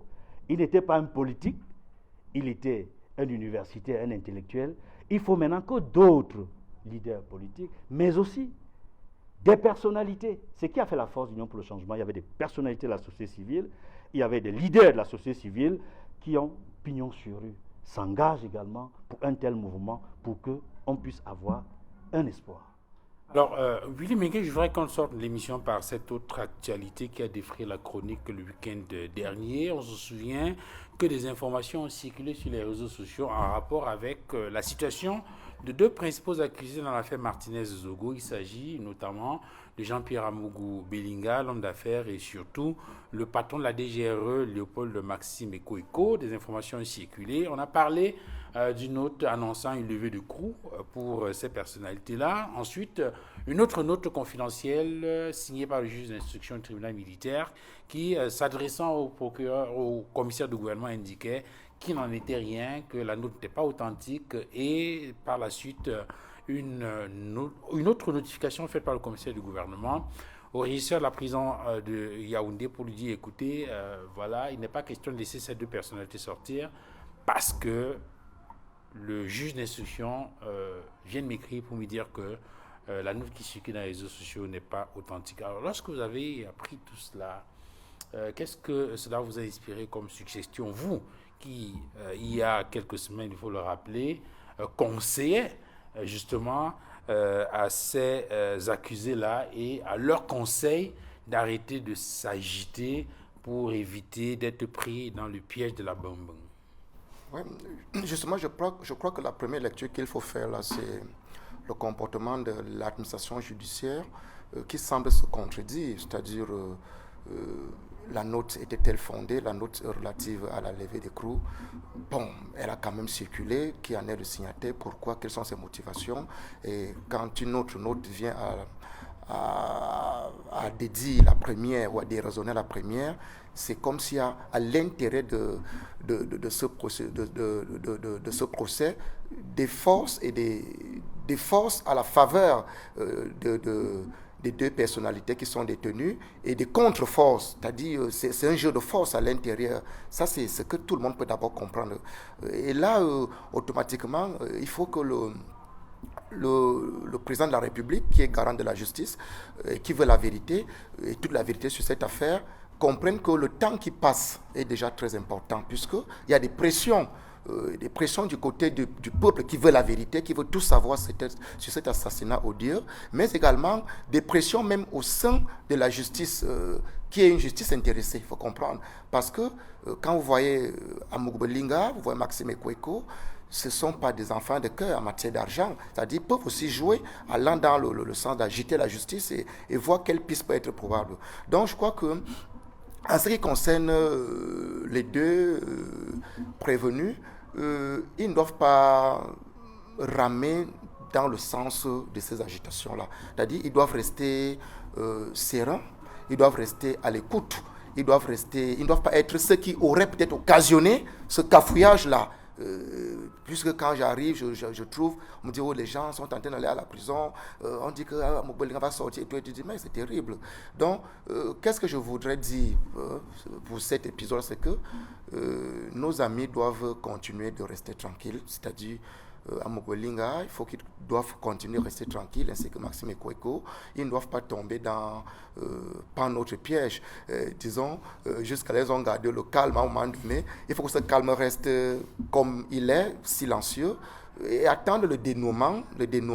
Et moi, j'interpelle beaucoup sur le président de la République. Il faut que cette histoire-là sorte, parce que nous sommes essoufflés. On veut savoir exactement ce qui s'est passé. Et même les prévenus doivent aussi, ils sont aussi tellement patients, ils veulent savoir s'ils sont inculpés définitivement ou pas. Donc la justice doit être rendue sereinement, il faut l'accélérer. Et heureusement, c'était juste une rumeur. Les deux sont toujours en poste gardé, poste fixe. Donc, en attendant que la lumière soit faite, il reste tranquille. Ouais. Professeur Nombiloua, en observant tout cela, quel commentaire que cela vous a suggéré? Est-ce que vous vous inquiétez pour la qualité de notre justice, ou bien vous dites, ah, il tient bien ferme cette affaire et il faut attendre sereinement? C'est une affaire... Bon, normalement, chez nous au Cameroun, quand une affaire est en cours, on ne doit pas faire des commentaires. Voilà. Et ça, c'est de nature à faire enfler la rumeur. Okay. Vous voyez? Cette pratique qui veut que quand l'affaire est en cours, dans une cour de justice, on n'en parle pas du tout. En particulier, ceux qui sont supposés rendre la justice, ils n'en parlent pas. Vous voyez? Mais pourtant, on le voit sur d'autres cieux. Mais ailleurs, aux États-Unis, que je connais un peu pour y avoir étudié, non, le procureur prend la parole régulièrement. Ouais. Et quand le procureur a déjà parlé, le chef de police, qui est en train de suivre l'enquête sur le terrain, prend aussi la parole. Quand c'est une affaire importante, comme l'affaire de Martinez-Zogo, le procureur et le chef de police passent devant la télévision au moins 2 fois par semaine. Donc, on n'a pas besoin de spéculer, et la rumeur ne peut pas enfler, puisque le procureur vous a dit que voici les éléments que j'ai entre les doigts. Le chef de police vous a dit, voici les pistes que nous sommes en train de suivre. Chez nous, comme on ne communique pas sur l'affaire, vous voyez, on est obligé de faire enfler la rumeur. Il semble que, moi j'étais en déplacement, et donc je ne pouvais suivre que France 24. Je suis dans le reportage de Michel Amoko, le correspondant de France 24 à Yaoundé. Il dit que oui, l'ordonnance du juge a levé les coups des deux suspects, Jean-Pierre Amougou Belinga et Maxime Ekoeko. Je suis d'abord un peu surpris. Bon, quand je reviens à Yaoundé, le lendemain, on me dit que oh non, le juge d'instruction a dit qu'il ne se reconnaissait pas dans cette ordonnance. Et j'ai suivi sur une chaîne concurrente un journaliste qui dit qu'il avait interviewé l'ancien bâtonnier Tchungang, qui lui avait dit qu'il avait reçu l'ordonnance du juge d'instruction. Du greffe. Du greffe, excusez-moi, du greffe. Il a dit qu'il a reçu l'ordonnance du greffe, n'est-ce pas, qui mettait en liberté Amougou Belinga et Ekoeko. Mais j'étais vraiment surpris. J'ai dit, mais alors, si le juge d'instruction ne se reconnaît pas dans l'ordonnance que le greffe a remise au bâtonnier Tchungang, le greffe a reçu cette ordonnance de qui? Donc, en fait, normalement, je pense que je ne devrais même pas d'ailleurs commenter sur cette affaire, hein, parce que c'est une affaire qui ne concerne pas le RDPC. Parce que le RDPC n'est pas vraiment concerné. Le RDPC c'est un parti politique. Donc, par politesse, je réponds à votre question comme un intellectuel qui réfléchit sur la vie de la République.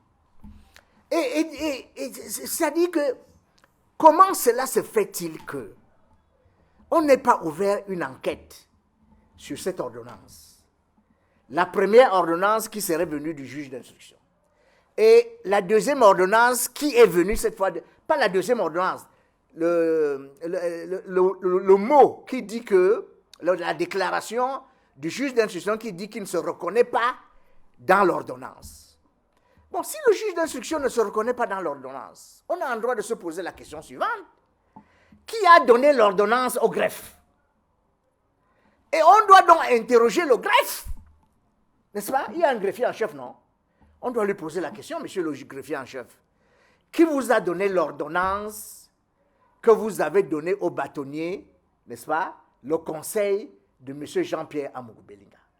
Donc, en réalité, pour répondre à votre question simplement, je vous dis que le Camerounais que je suis est embarrassé et se pose plus de questions qu'il n'a de réponses. Et ça, c'est de nature à faire enfler la rumeur. Et j'ai toujours dit ici qu'il faut que on revoie ce système. On doit revoir ce système qui dit qu'on ne communique pas sur une affaire qui est en cours. Non! On doit laisser les juges, les procureurs, les greffiers s'exprimer sur l'affaire en cours. Parce qu'en ne communiquant pas, ça facilite, n'est-ce pas, la protubérance de la rumeur. Et quand il y a protubérance de la rumeur, c'est l'image du Cameroun qui en souffre. Alors, Aristide Monod, le sentiment qu'on a, c'est qu'il y a beaucoup de manipulation dans cette affaire-là.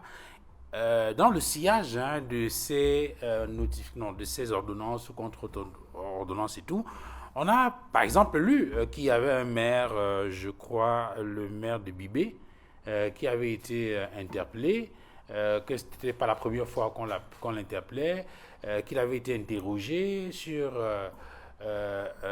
l'assassinat de Martinez Zogo.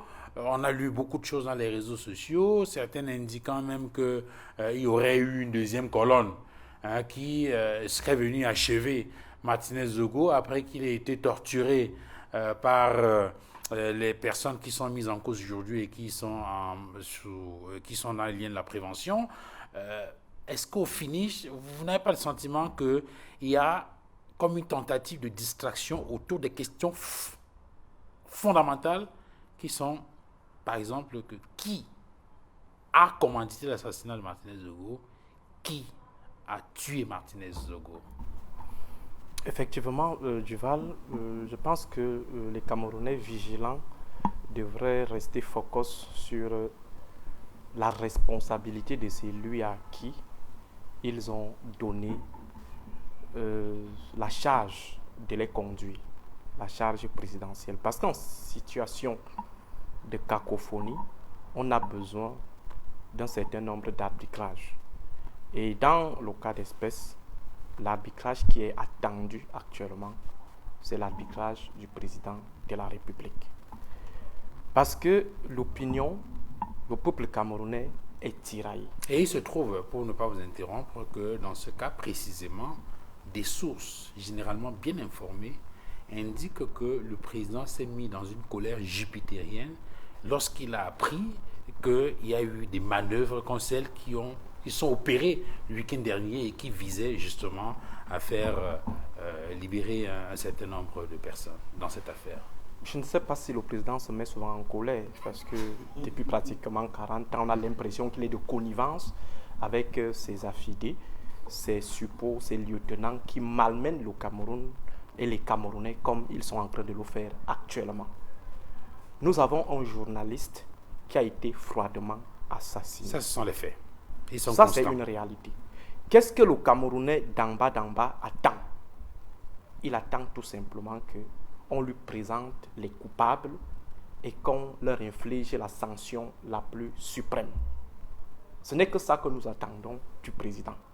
Nous n'attendons pas ce cirque. Nous n'attendons pas du président de la République ce jeu de ping-pong entre les différents réseaux. Le problème est simple aujourd'hui. Qui a tué Martinez Zogo? Et la personne la mieux placée pour nous dire qui a tué Martinez Zogo, c'est le président de la République, Biya-Paul. Pourquoi on a tué Martinez? Le pourquoi va nous permettre de prendre nos dispositions pour éviter de s'exposer à ces fougues, Or, jusqu'ici, depuis janvier, nous sommes déjà presque au mois de décembre, nous n'avons pas toujours de réponse et c'est incompréhensible.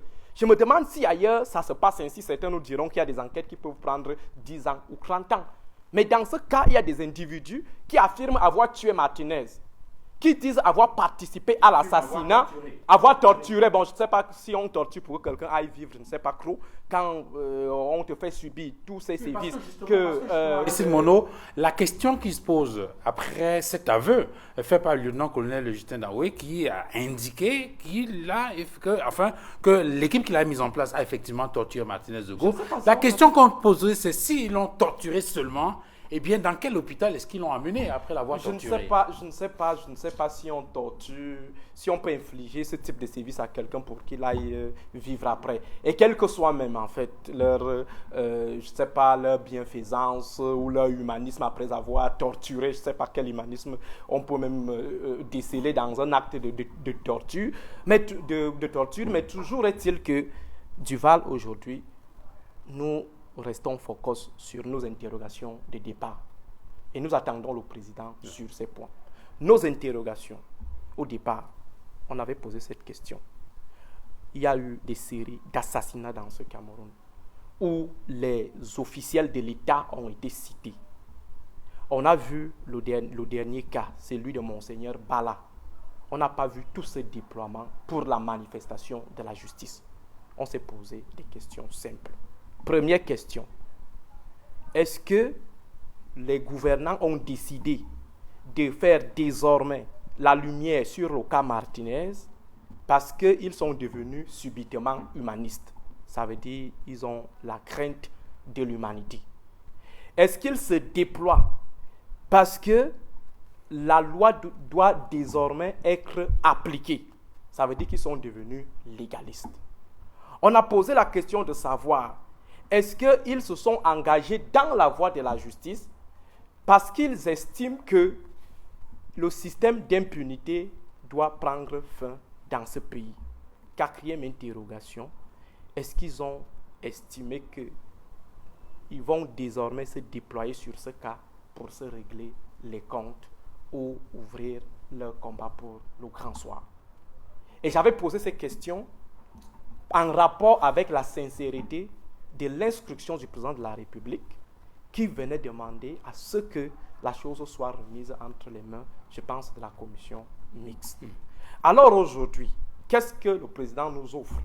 Qu'est-ce que celui à qui on a remis le pouvoir de nous diriger nous offre? Il nous offre plutôt le déploiement de ces loups enragés.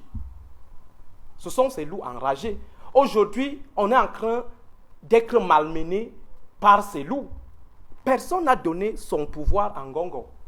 Personne n'a donné son pouvoir à Amugubelinga. Personne n'a donné son pouvoir à Laurent Esso ni à Motazé. On a donné le pouvoir à un seul individu. Il faut que les Camerounais restent focus. Et j'avais dit, si vous n'acculez pas M. Biya-Paul, vous n'aurez jamais la vérité dans cette histoire. Parce qu'en voulant mettre la pression sur des gens qui bénéficient en fait de sa protection, ça ne donnera absolument rien. La seule personne à qui nous devons mettre la pression, c'est le président Paul Biya. Or, jusqu'ici, nous n'avons aucune issue, nous n'avons aucun résultat. On continue dans des supputations et des individus vont continuer à exécuter, à assassiner et nous engager dans des supputations, à malmener la République. Le président de la République, s'il n'est plus capable de diriger le Cameroun, d'arrêter ces loups, ces créatures, qu'il remette le taxi Cameroun aux Camerounais. S'il ne peut plus verser la recette qu'il vient remettre, au cas où il avait même déjà eu à verser un jour. Parce que c'est inconcevable que nous sommes en situation d'assassinat, assassinat ostentatoire, avec tout ce que nous avons vu sur les réseaux sociaux, où les gens font la démonstration de force en matière de cynisme. Les gens vous démontrent qu'ils sont dans un système d'impunité totale. Ils vous démontrent qu'ils ont le droit de vie et de mort sur les citoyens. Et en retour, nous avons un président de la République qui reste dans un mutisme incompréhensible, indescriptible, pour que les Camerounais soient orientés vers des pistes qui vont les embrouiller. Non, que le président de la République dise aux Camerounais qui a tué Martinez. Et c'est pourquoi j'avais dit au départ que si je faisais partie de la famille de Martinez au Zogo, j'allais demander à ce que son corps soit ramené en Vomeka tant que M. Biya-Paul ne nous dit pas qui a tué Martinez au Zogo. Parce que ce à quoi nous sommes en train d'assister là, c'est un brouillage total. Ils savent qui a tué Martinez au Zogo. Ils le savent. Alors, le président de la République est certes en train d'observer que la justice indépendante puisse effectivement se saisir de cette affaire-là et peut-être prendre ses responsabilités. Alors, Edmond Kamgia a un ensemble de faits constants. Martinez Zogo a été assassiné. Et au cours des enquêtes qui ont été menées d'abord par la commission mixte et puis l'instruction, etc., il y a le lieutenant-colonel Danoué, patron des opérations à la DGRE, qui a avoué avoir, avec son équipe, torturé. Ce sont des faits qui sont constants.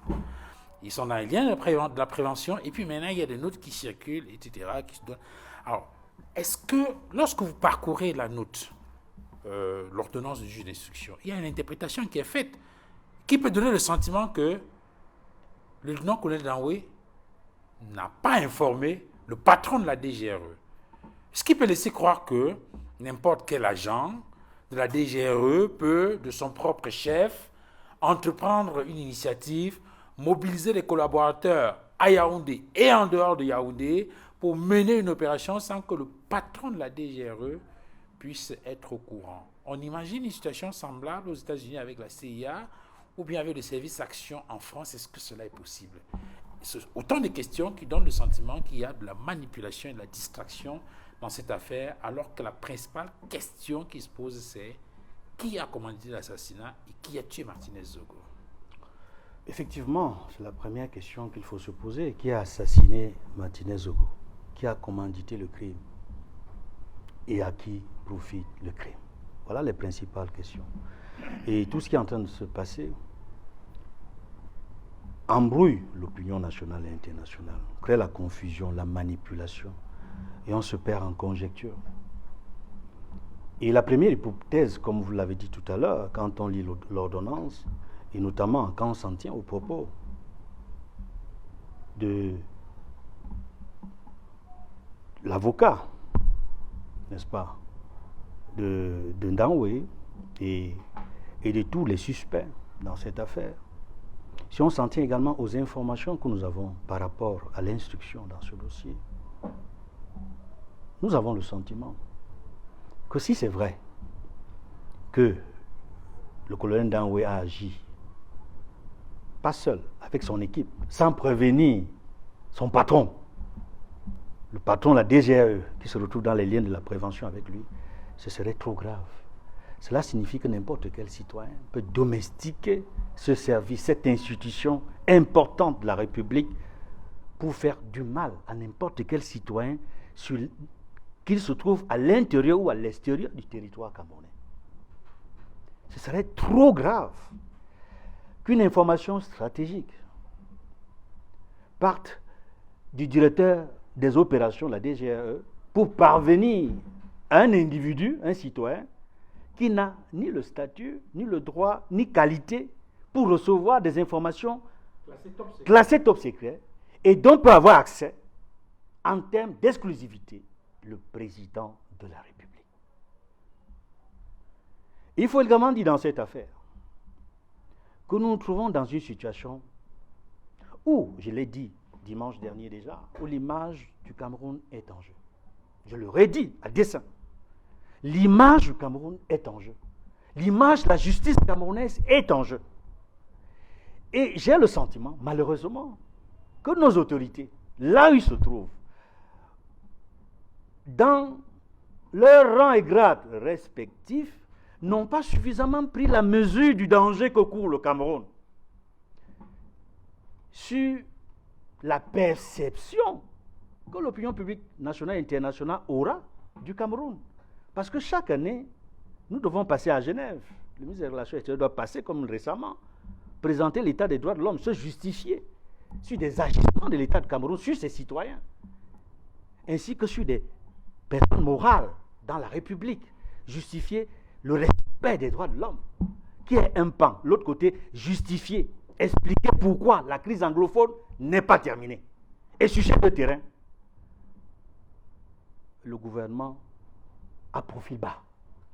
Que ce soit sur la crise anglophone, que ce soit sur le respect des droits de l'homme au Cameroun. Il faut peut-être rappeler aux téléspectateurs, Edmond, parce qu'il y en a qui se posent la question de savoir, mais pourquoi est-ce qu'on insiste tant à ce que la vérité soit connue sur cette affaire Martinez-Zogo? Pourquoi est-ce qu'on prend cette affaire à bras le corps? Il faut dire qu'en réalité, ce qui nous préoccupe, ce n'est pas tant que nous avons des affinités particulières avec Martinez-Zogo. Ce qui nous préoccupe, c'est qu'il faut que la justice il faut que la vérité soit dite dans cette affaire-là.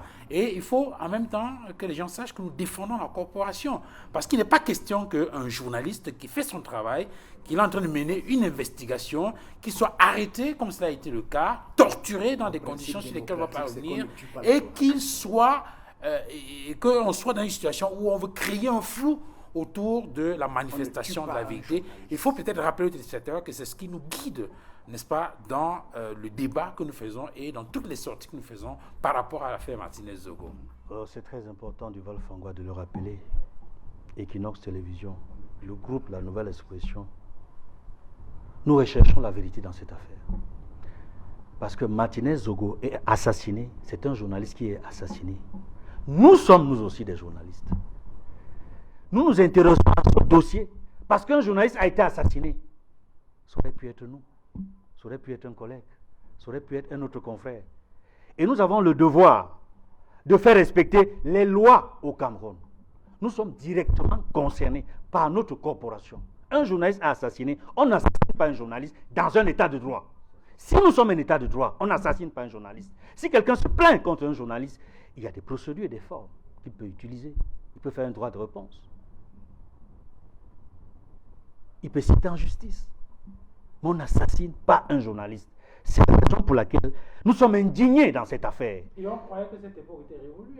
On se souvient des années 90 où on arrêtait les journalistes, les torturait et les balançait.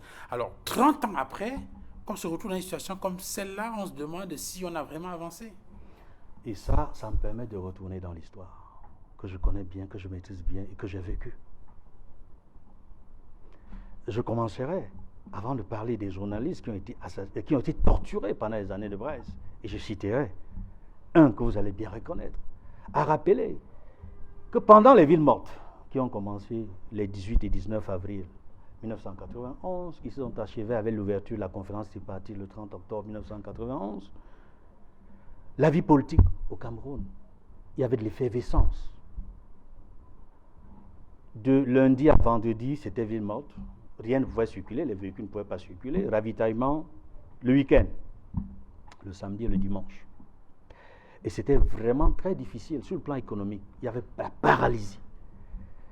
Mais alors, les associations de défense des droits de l'homme avaient du travail, étaient persécutées.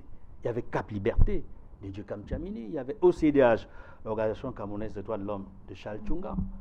Je le dis, et d'autres associations, je le dis à dessein en rappelant ces noms-là qui ont marqué, n'est-ce pas, la société politique au Cameroun, notamment la société civile pendant les années de Brest, pour tout le rôle qu'ils ont joué dans la revendication des libertés et de la démocratie au Cameroun. Il y a que le 23 septembre 1991, 3 jours après le passage de Paul Biya à Douala, parce que le 20 septembre 1991, Paul Biya arrive à Douala, il fait un discours où il dit « Me voici donc à Douala ». Il répète « Me voici donc à Douala ». 3 jours après, les leaders politiques, les principaux leaders politiques de l'opposition et les responsables des associations de la société civile sont arrêtés, tabassés, persécutés, torturés. Je vais citer des noms. Parmi ceux qui ont été arrêtés, tabassés, violentés, torturés, je cite Samuel Eboa, qui était le dirigeant de l'UNDP à l'époque, de regretter mémoire aujourd'hui. Je peux citer également Gustave Essaka, du parti LADI, Démocratie intégrale du Cameroun, premier triumvir de l'ADI, de regretter mémoire. Je peux citer également Jean-Jacques Ekindi, qui avait quitté le RDPC le 24 mai 1991 et qui avait rejoint l'opposition et qui participait aux réunions de l'opposition. Je peux citer également Boamasson, qui avait son parti politique également. Et je peux citer surtout un acteur qui est encore présent, mais dans les droits de l'homme, Charles Tchunga. Aujourd'hui, il est l'un des avocats, le conseil d'une des personnes impliquées dans cette affaire. Et je rappelle qu'il a été torturé, au point de s'évanouir. Il avait été torturé au point de s'évanouir. Je l'ai vu personnellement à la clinique. J'ai vu tous ces gens que j'ai cités là, dans une clinique de la place, une clinique célèbre de la place, qui ont été torturés. Donc ils connaissent ce que c'est que la torture. Ils connaissent les conséquences juridiques de la torture. C'est la peine à vie quand vous torturez quelqu'un. Et je vais rapidement en parlant d'un journaliste qui est le patron, le PDG d'Equinox Télévision, Séverin Tchunke. Le 2 novembre 1991, nous étions en train de boucler une édition du journal La Nouvelle Expression. Très tard dans la nuit, au bout du petit matin, vers 2h, 3h du matin, il y a un certain monsieur, Mohamedou Abuye, un agent de la DGE, de la CNR de l'époque, qui est venu l'enlever.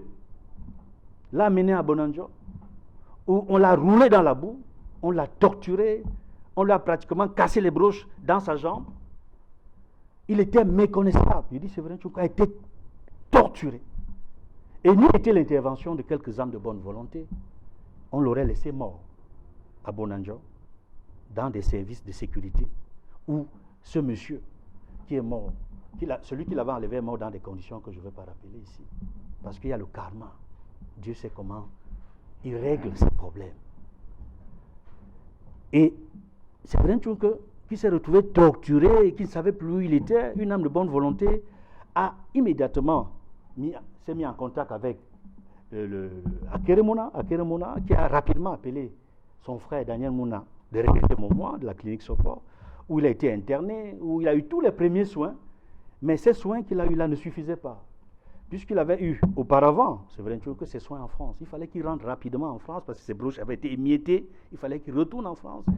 Il a dû partir d'urgence grâce à la magnanimité, grâce au soutien de la marraine de La Nouvelle Expression, grâce aussi à un confrère, Benjamin Zébazé, qui était le patron de Challenge Hebdo à l'époque. Ils ont pu se rendre ici en Europe.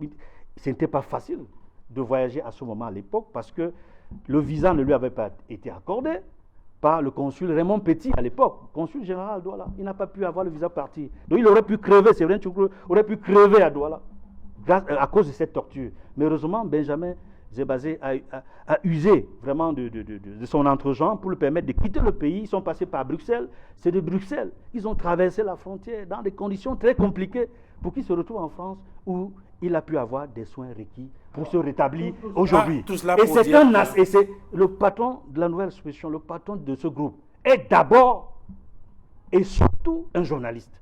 Il est le président de la commission de la carte de presse. Donc quand nous, on est préoccupés par cette histoire, c'est parce que nous, on l'a vécu dans notre chair.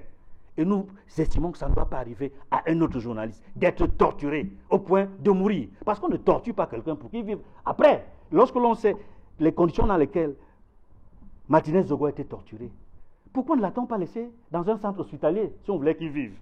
Mais c'est pour qu'il crève. Donc, nous restons constants. Ce qui nous préoccupe, c'est que la vérité doit être dite dans cette affaire. Merci Edmond Kamgia pour ces anecdotes, ce rappel historique. Merci également à vous, Aristide Mounou, d'être venu sur ce plateau. Professeur Edmond Bilois, merci infiniment pour votre participation.